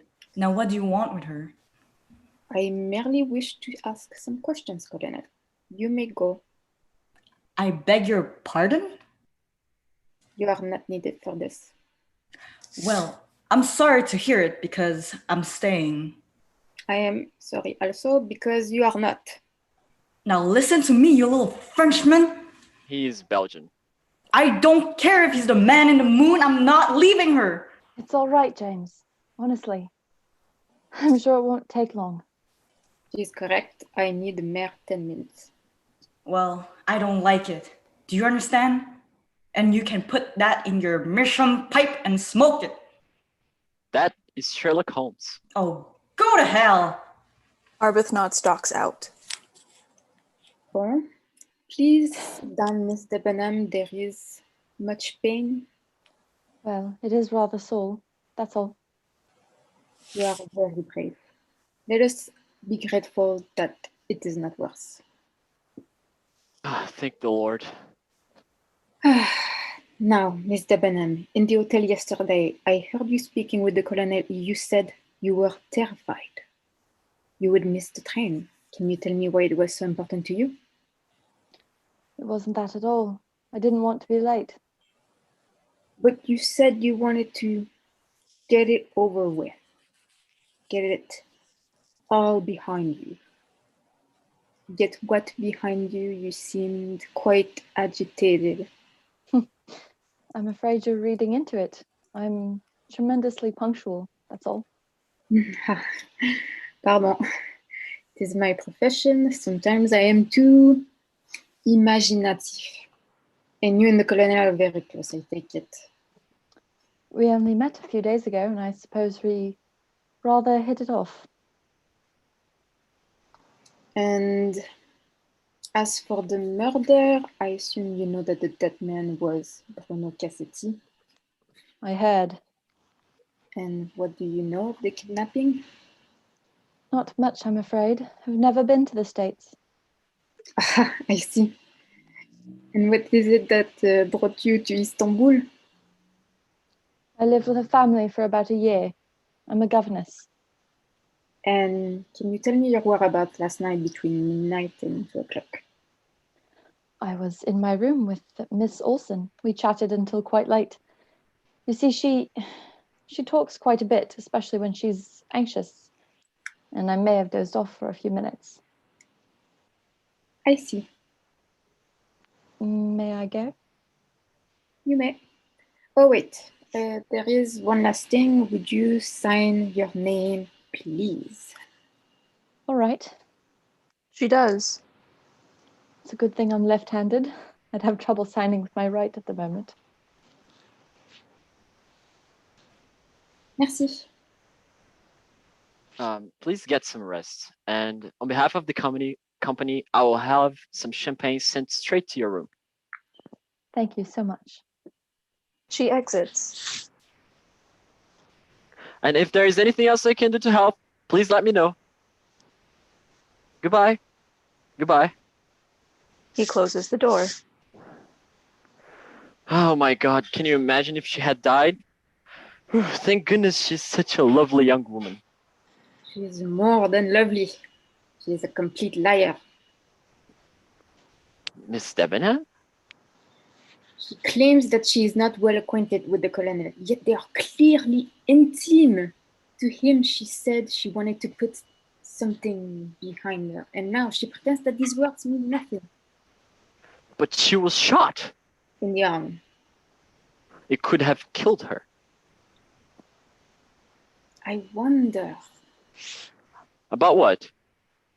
Ooh la la, you do not suspect her of Cassidy's murder? It is not impossible. But it is impossible. She's cool, she's methodical, she would not stab a man to death. She would sue him in court. No, you are wrong if you think this crime is sudden and passionate. This is a long-headed crime, madam. I would stake my career on it. Look at this. Poirot produces the sleeve of Mary's blouse that was cut off by the Countess.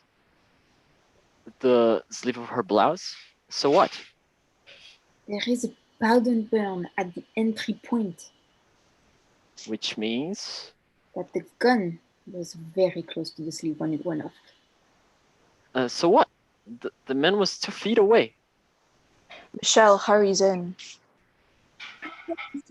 I have finished the search. And?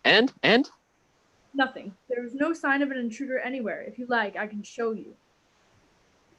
No, c'est tout. Would you be so kind as to remove your tunic, please? Michelle, confused, looks to Book for guidance, and Book nods. Michelle removes his tunic and hands it to Poirot.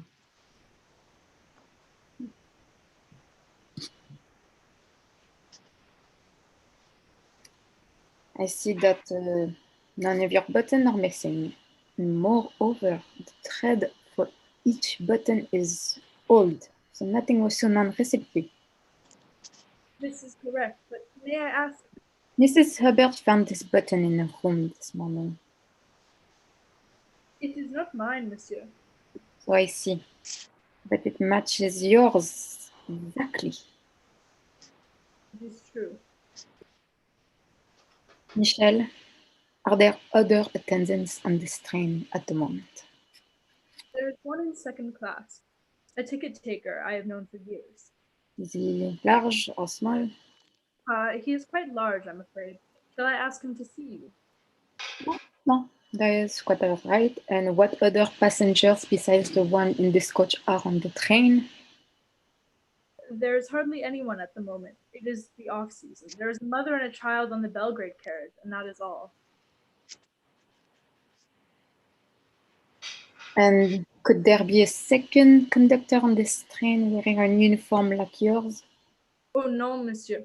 There is no such thing. I had to earn this uniform with many years of service. However, well, frankly, I'm not sure I trust her word, but Miss Olson says that last night she saw what she calls a second conductor on the train. Miss Olson? Oui, she told me this morning. She did not tell us this morning. She said he was wearing a uniform like mine, and when she spoke to him, he did not respond. In fact... What? Tell me quickly. The princess tells me that she also saw this man last night. Oh la la, oh la la, oh la la, oh la la. What is it? It's just the kind of clue I've been waiting for. He springs into action. Michelle, come with me. I will need your help quickly. Monsieur Book, we shall be right back. Do not move. But where are you going? You will see in a moment. Poirot hurries out with Michelle behind him, jostling Mrs. Hubbard, who is just entering. Oh! Pardon, madame, we will be right back. I thought you wanted to question me. I do. Just stay where you are. Poirot and Michelle run out of the room. Well, that was exciting. As if we needed any more excitement around here. Now listen, I want my passport back. She goes through the passports on the table, looking for her own.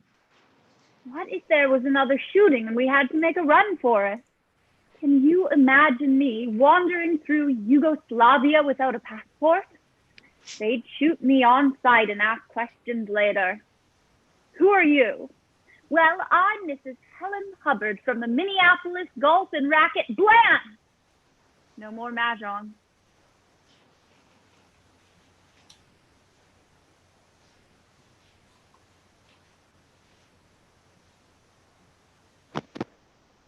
You have been extremely patient, madame. And believe me, I am grateful. If there is ever anything I can do to thank you, I am at your service. He kisses her hand. You know, you remind me of one of my husbands. Which one? The next one. At which moment, we hear Greta's voice from down the corridor. No, no, no. Please put it back. It is my suitcase. You must not take it. Poirot bursts into the room, followed by Michelle, who is carrying a battered suitcase. Michelle is followed by Greta, the Countess, and the Princess. Greta is hysterical, and Poirot and the Countess are trying to calm her down. He must have a reason. I have an excellent reason. Please stop! Monsieur Poirot, really? Miss Olson, you must permit me to take a look in your suitcase. But they are private things. It has my undergarments. Oh, Monsieur Poirot. Miss Olsen, we will look at nothing that will embarrass you. You have my promise. Wait, I have an idea. Princess, would you be so kind as to assist me? I suppose. Miss Olsen, Michelle tells me that you saw a second conductor on the train last night. Is that correct? Yeah. What did he look like? He was small like a woman. That is correct. I saw him as well. Ah bon, that is perfect. It seems that virtually everyone in this train has seen a second conductor except myself and Monsieur Book. So the question now is, where did he go? Is he hiding on the train? If he was still in his uniform, we could spot him quickly. Therefore, at least one conclusion is that he has hidden his uniform and done so in the luggage of one of the passengers. But why choose me? There are other suitcases. Try the other ones first. Princess, would you be so kind as to raise the lid and tell us what you see inside? Princess raises the lid and pulls out a uniform identical to the one that Michelle is wearing. It is the uniform. Ah, I have never seen it. I have hurt no one ever. I would not do such a thing. I am not a murderer. Oh, no. I am not accusing you. You did nothing wrong. I did nothing wrong. Monsieur Book, does the jacket have all its button in place? No, there is one missing. And there you go. Are we surprised at this? Wait a moment. There's something more. He reaches into one of the pockets of the uniform and pulls out a large, distinctive-looking key. Oh la la, mon Dieu. It is a pass key for the doors on the train. And that would explain how he got in my room. Greta weeps loudly on the princess' shoulder. Now, mademoiselle, just tell me when was the last time you looked in your suitcase? It was yesterday, just after we boarded. So someone could have hidden it this morning after we left the room. I have no idea. I have never seen it before. Monsieur Poirot, I must insist that you stop bullying poor Miss Olsen in this manner. She's simply not up to this, like the rest of us. You are right. Forgive me. Now, would you be so kind as to help Miss Olsen back to her room and take Miss Hubbard with you? I need to speak with the Countess alone for a moment, if you don't mind. Of course we mind. Every time things get juicy, you throw us out again. Oh, would you please stop gossip mongering? Me? You have your mouth open so much I can count your teeth. Oh, what a pleasure to learn you know how to count, bird brain. Well, if I'm a bird brain, you're a communist. I'm not a communist. I'm an exile. From your husband, I'll bet, who couldn't wait to get rid of you. And who's the one with all the divorces? My husbands were unfaithful. And this is a surprise to you? Ladies, we're all a little worked up at the moment. Please, this way. Thank you. The princess and Mrs. Hubbard exit in high dudgeon. Everyone exits except Poirot and the Countess. A moment. Poirot sighs deeply. You seem troubled. I'm getting more and more concerned. That another crime will occur? No, that I will not solve this one. Poirot picks up one of the passports and reads the contents.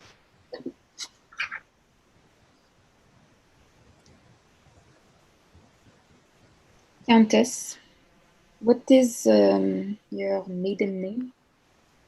Goldenberg, as you see in the passport. Oui, but now you use Andrei. My husband's name. Of course, the Countess Andrei. And I believe your first name is Elena. That is correct. Am I a suspect? I merely ask questions. That is my job. I thought we were friends. It is my greatest wish. But please indulge me. This morning, I examined your passport and I saw a grease spot at the beginning of your name, Elena. The spot occurs before the first letter and could easily hide another letter, such as H. Now, if you add an H at the beginning of the name, it becomes Helena, which is used by Shakespeare's Midsummer Night's Dream. That is true. The kind of name that an actress might choose for her daughter. I suppose. An actress such as Linda Harden, the grandmother of Daisy Armstrong. If you say so. And the name Linda Arden is itself a stage name, surely.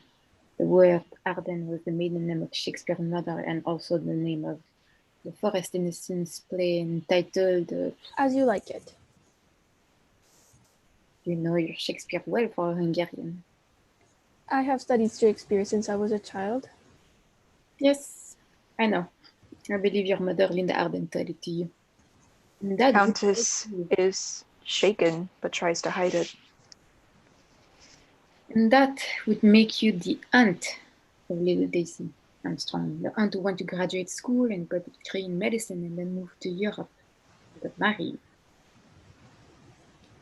I don't know this woman, but I would imagine that she still suffers from the loss of her niece and her sister. She starts to weep quietly. My dear, there is no use denying it. When the train gets underway again and reach the next city, a simple telegram will get me a photograph of Daisy's aunt and we will be all over. The Countess suddenly, without the Hungarian accent, purely American. But I didn't kill him. I should have, but I didn't. I didn't even know who he was until you discovered it. But when you did, I realized that if you knew that I was Daisy's aunt, you would think that I killed him because he was a blackmailer and a swine and the murderer of a darling, sweet, innocent child who deserved to live. Madame, really? It's the truth, I swear to God. I'll tell you this.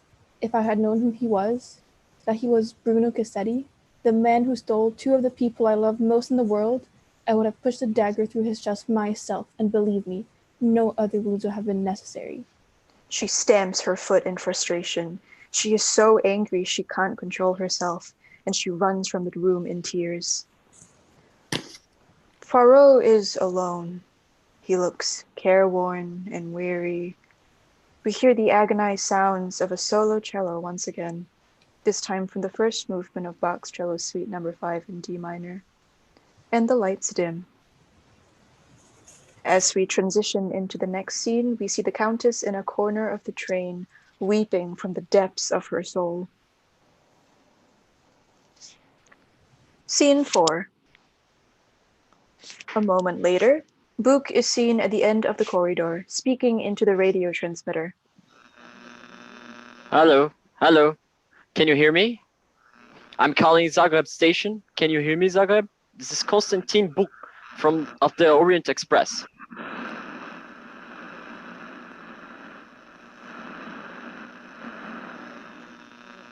Hello?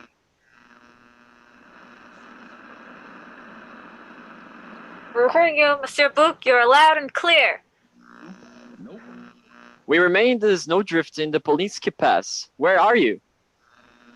We have been delayed, Monsieur, but we should reach you presently. How are conditions? We're losing heat and light. Provisions are low, the passengers are angry, and we have a dead man rotting in compartment 2. How are things with you? We hear the allegro movement of Haydn's String Quartet in D minor, Opus 76, No. 2. The lights crossfade into the following scene. Scene 5. In the transition, we hear all the suspects chattering away as they head for the dining car. When the lights come up, we are in the dining car and we see Arbuthnot, Greta, the princess, and McQueen all waiting impatiently. Well, I'd like to know what the hell's going on. He wrote me a note and said to meet him here. He wrote me the same thing. Oh, I find this ridiculous. Mrs. Hubbard, Mary, and the Countess enter from various directions. So where's that little Frenchman hiding? Is he being mysterious again? He sent me a note to join him here. I received one also. Well, he's obviously up to something, the little weasel. They all begin talking at once. Do you think he solved it? Such an odd little man. I wish this train would move already. This man is ridiculous. At which moment, Poirot enters, followed by Bouc and Michel. Pardon, I have kept you waiting and I apologize. I had to get, how you say, my ducks in a row. Ducks? What ducks? It's an expression, Greta. You drive me crazy. Oh. Please, all of you, be seated. I have an announcement to make. They settle down and take a collective breath, then turn to Poirot. Poirot takes center stage. Ladies and gentlemen, I have called you together in order to reveal to you the killer of Monsieur Samuel Ratchet, also known as Bruno A.C.T. They all react. Shit. You're kidding! No! I don't believe it. You know who did it? I believe I do. But first, I must interrogate the last of your fellow passengers, who has not yet answered any of my questions. Colonel Arbuthnot. Me? James? You have a problem answering my questions, monsieur? No, of course not. Excellent. Now, in the course of your service to your country, did you know an officer named Charles Armstrong? No. Have you heard of him? Yes, we served in the same theater of action, but we never met. Have you heard of the Daisy Armstrong case? Of course I have. She was murdered by some brute who was out for money. Did you know that Colonel Armstrong was Daisy's father? No, I didn't. Or that he took his own life after the tragedy? Oh, God. I'm sorry to hear it. Colonel, at the hotel in Istanbul, I overheard you say to Miss Debenham that you wished that she was out of all of this. What did you mean? I have no idea. And she said that no one should ever see you together until it was all behind you.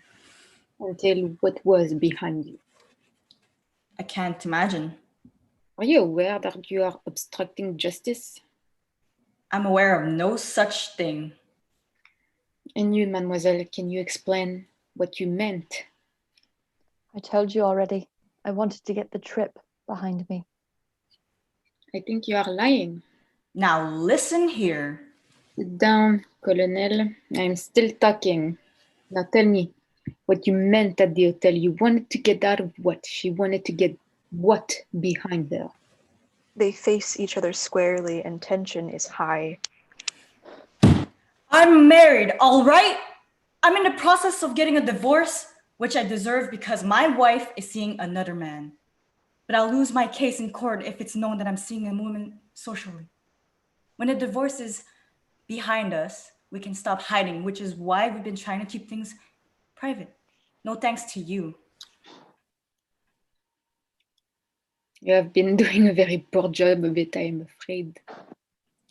Well, some of us have emotions, Poirot. I'm sure you'd sacrifice your own mother if it led you to one of your damn solutions. And I don't think you know what the hell you're doing. I know exactly what I am doing, Colonel. I'm investigating the murder of Bruno A.C.T. Well, he deserved to die. Aha! Then you know who he is? Well, yes, they told me. But you did not know before they told you? And Colonel Armstrong was not your friend in the war? You did not save lives together as you fought with the Indian army in the northern frontier? Poirot taps the ribbon on Arbuthnot's lapel. You did not swear fealty and friendship with this man at the time of your trial by fire together. And now, you do not give him the respect he deserves for all the tragedy and loss that he had to endure before he took his own life. Arbuthnot explodes with anger, grabbing Poirot by the lapel and lifting him off his feet. Shut up, you little carping ninny! What do you know about tragedy, huh? What do you know about honor and loyalty and your goddamn justice? Everyone springs up and tries to restrain him, overlapping. Stop! Colonel! James! Oh my God, what are you Arbuthnot! doing? For a moment, we wonder if Arbuthnot will throttle Poirot and do him serious injury. But then he drops Poirot and turns away. You've been telling me lies, n'est-ce pas? Everyone in this room has been telling me lies after lie. But make no mistake, I know who killed Bruno Cassetti, and I know precisely how it was accomplished. We're listening. The fact of the case could not be more simple.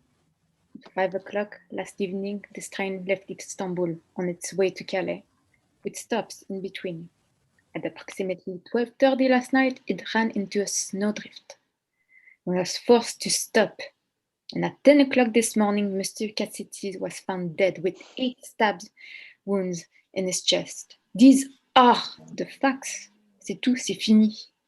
However, these facts permit 2 possible solutions to the crime. Under the first solution, one of Cassetti's enemies boarded the train at Sofia and brought with him a wagon-lit uniform, which he later put on. Then last night, using a passkey to enter Cassetti's compartment, he stabbed the man 8 times and left through the door to Mrs. Hubbard's compartment. That's what I've been telling you. Here, here. Well done, my friend. You have solved the case. Oh, I would not get too excited. He has not finished yet. You have not finished yet, Monsieur, have you? No, Princess, I have not finished.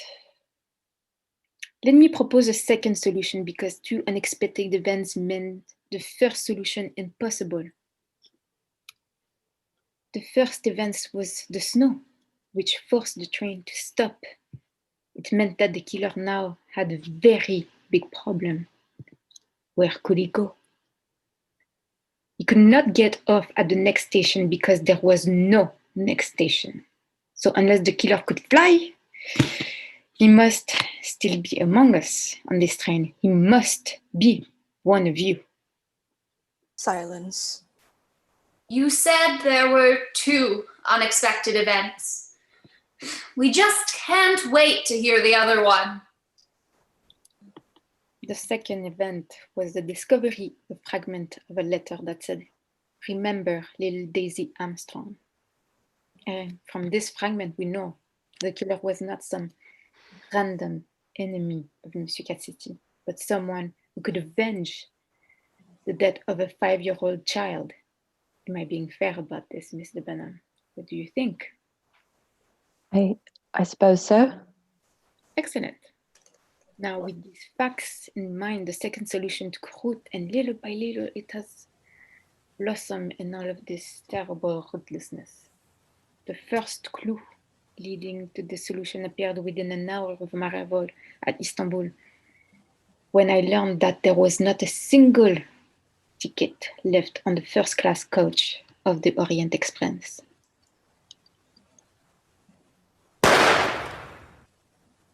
Instantly, the room goes dark with only blue spotlights on the passengers as needed. This is a flashback to a moment earlier in the play, and the technique will recur again and again over the next few minutes. It is never sold out this time of the year. That is ridiculous. And it was ridiculous. Why was this train so suddenly full? But thanks to Monsieur Book, I had a berth on the train, and soon on the platform I met an astonishing company of actors. Monsieur Poirot, I look forward to hearing of your wonderful adventures. Princess Dragomirov, how lovely to see you.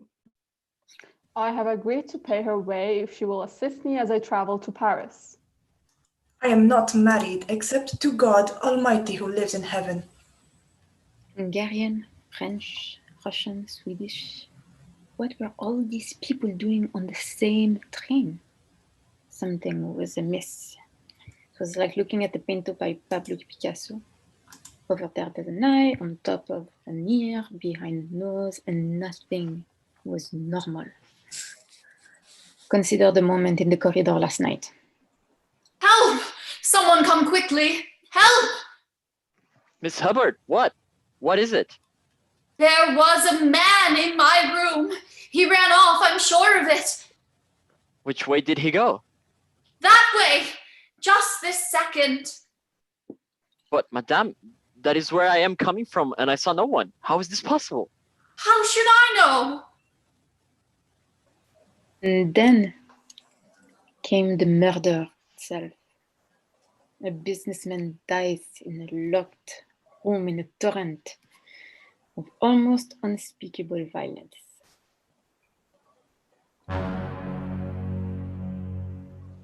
There's a sound of terror in the score.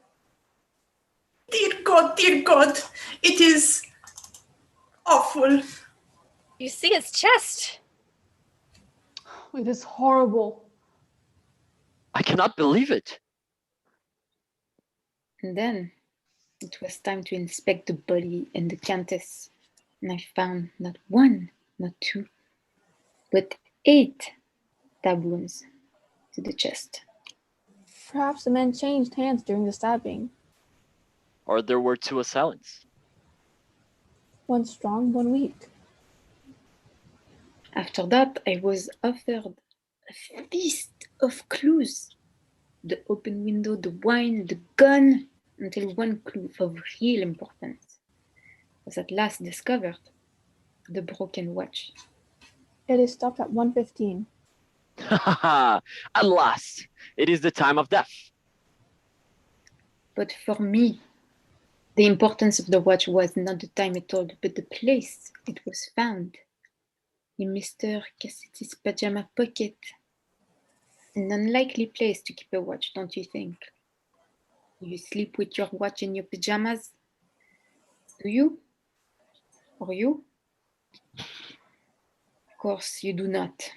It would be uncomfortable, which led me to conclude that the watch was deliberately placed in the man's pocket, so that I would think that the time of death was 1:15, a time when every single person on this train had an alibi. But in fact, Monsieur Cassetti did not die until after 2 o'clock, when absolutely no one has an alibi. You know, I really don't think we need to be subjected to a performance like this in front of all the... Down, Mrs. Hubbard. As for who actually killed Monsieur Cassetti, the second real clue was found on the floor near the body, the handkerchief with the letter H in the fabric, and I return it to its rightful owner, Princess Natalia Dragomirov. But my name begins with an N, monsieur. Except that in Russian, in the Cyrillic alphabet, the letter N is written like the letter H in English. He presents it to her. Thank you. I must have dropped it. She takes it. And that leaves the most puzzling occurrence of the entire case.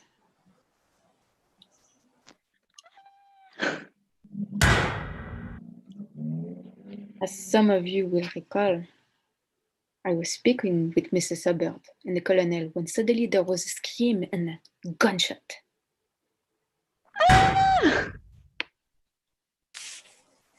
But this was no ordinary scream and gunshot, my friends. This was the fabrication, so fantastic and elaborate that for a moment, even I was confused.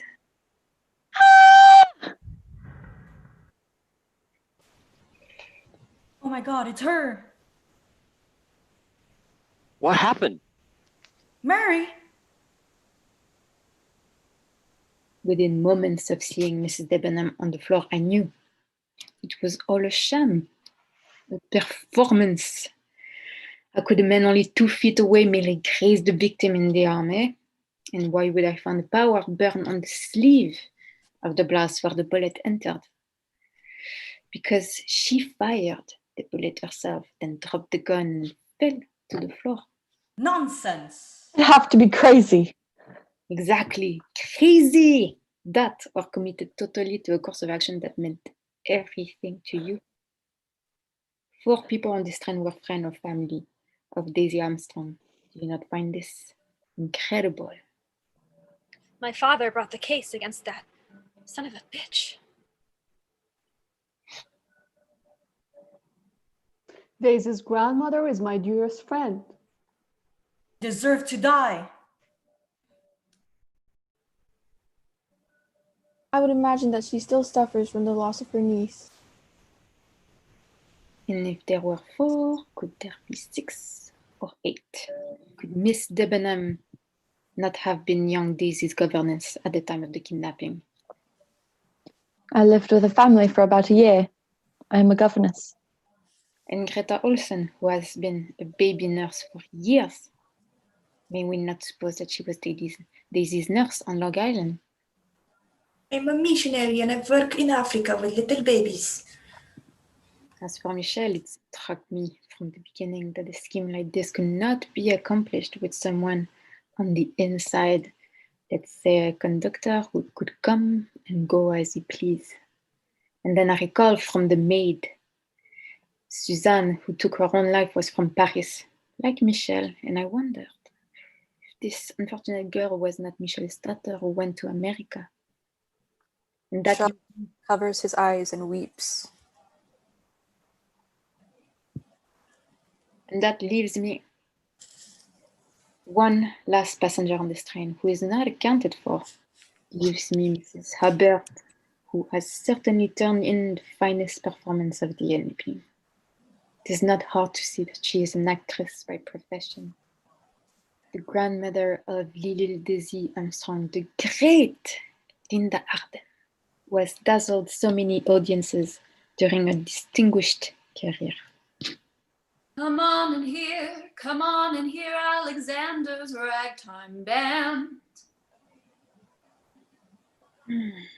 Mrs. Hubbard, I salute you and assume that you masterminded the scheme from the beginning.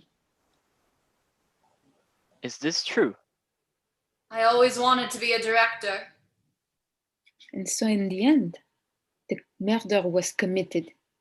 There were 8 stab wounds in the body, some strong, some weak, some left-handed, some right-handed. And there were 8 killers.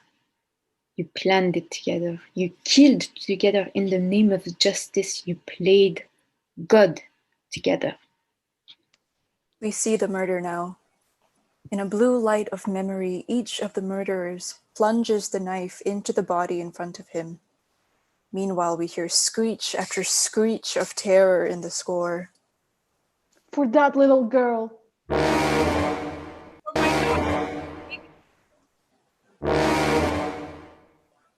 For Charles.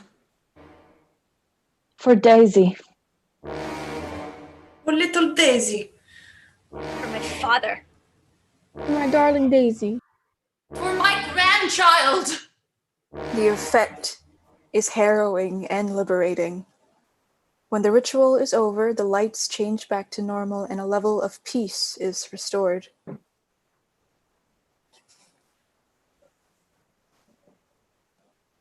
And now, my friends, what am I to do? Cannot be until the Yugoslavian police arrive, at which time I must tell them the truth, n'est-ce pas? You mean the truth, of course, about the second conductor.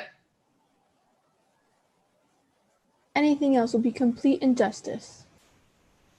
On the contrary, it is the only justice. Under the law, if you commit a murder, you must pay the price. But it was Cassetti who murdered the little girl.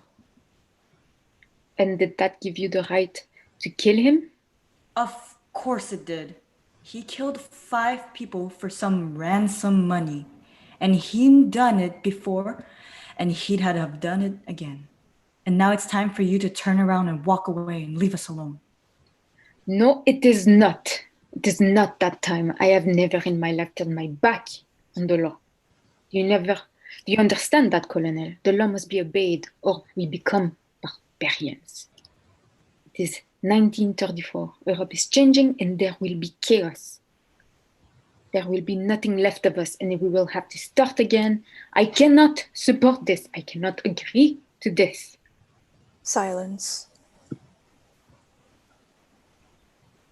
But the man was a monster, Monsieur Poirot. You know he was. But I cannot just... He is deeply moved. May a humble actress speak her piece? Please do, my dear. Monsieur Poirot, we are in your hands, and we acknowledge it. But would you really have preferred it if Bruno Cassetti had gotten away scot-free? Would that be the kind of justice you are after? Poirot turns away. Look at it this way. You have a complete solution staring you in the face. You have the button, you have the uniform, you have 3 reliable witnesses who saw a man in the corridor. And surely you're not calling all of us liars. Because if you did that, there would be months of trials. Lives would be damaged even more than they have been already. And a great many people would be forced to relive the most terrible moment in all of their lives. More terrible than any human being should ever have to experience. Is that what you want? Examine your heart and tell us what you want. You put me to the test, madame, and I am greatly troubled. He turns to Book. Monsieur Book, my friend, you are the director of the wagonette. What do you say? In my opinion, the first solution put forward is entirely correct. We had a deadly intruder disguised as a conductor, and I believe that is the solution you should offer the police. Poirot hesitates. Then, Alors, my friends, may you go with God, and I hope that He gives you the strength you need. Get on with the rest of your life. it takes a moment to sink in. Then everyone starts to breathe again. They all start chattering with immense relief. Mary and Arbuthnot hug each other. Then so do Michelle and Mrs. Hubbard. A cloud has lifted and they feel alive again. And then, kerchunk, the passengers are thrown forward as the train starts up again. They run to the windows and see the men outside. The crews have arrived.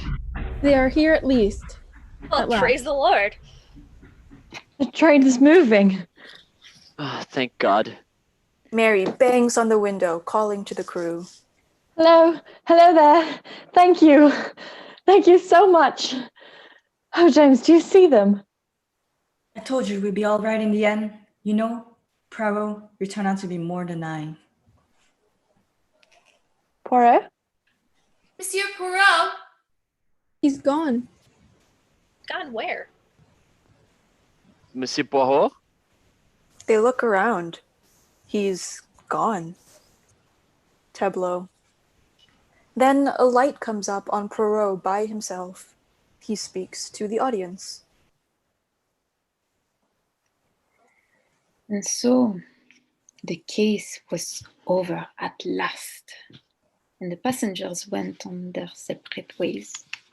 I have learned since that time that Greta Olsen did in fact get to Africa for the first time, as it turned out, and she did work for the children and saved many lives. The Colonel and Mr. Benham were married in a quiet ceremony in St. James Square. Monsieur McQueen returned to his business, Michel to his trains, and the princess left us for the great beyond. The Countess Alas went back to her husband. Monsieur Book and I have remained good friends. Mrs. Hubbard, the great Linda Arden, has recently returned to the stage in a musical called Nono Nanette, in which I'm told she brings the Odysseys to their feet. Meanwhile, I beg you to believe me when I tell you that I wish all of them well, and I hope that they prosper till the end of their days. But at night, in the darkness when I'm all alone, I ask myself again and again if this was justice, if I did the right thing, and on many such nights, it's not until morning that I can close my eyes. The lights fade, and then the lights are out. The end.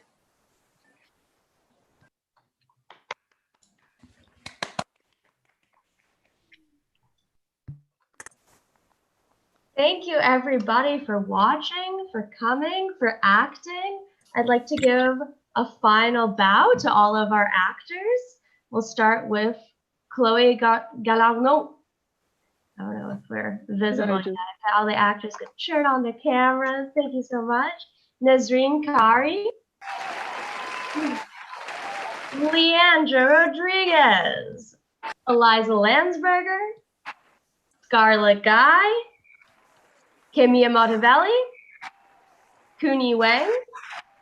Maria Zarin. Grace Hickey. Julie Tran. Alexander Cruz. And Matthias Ridatori. Thank you so much. We have events throughout the year, so check us out online on Facebook and on Instagram. Join our group and see what we're up to next. Thank you so much.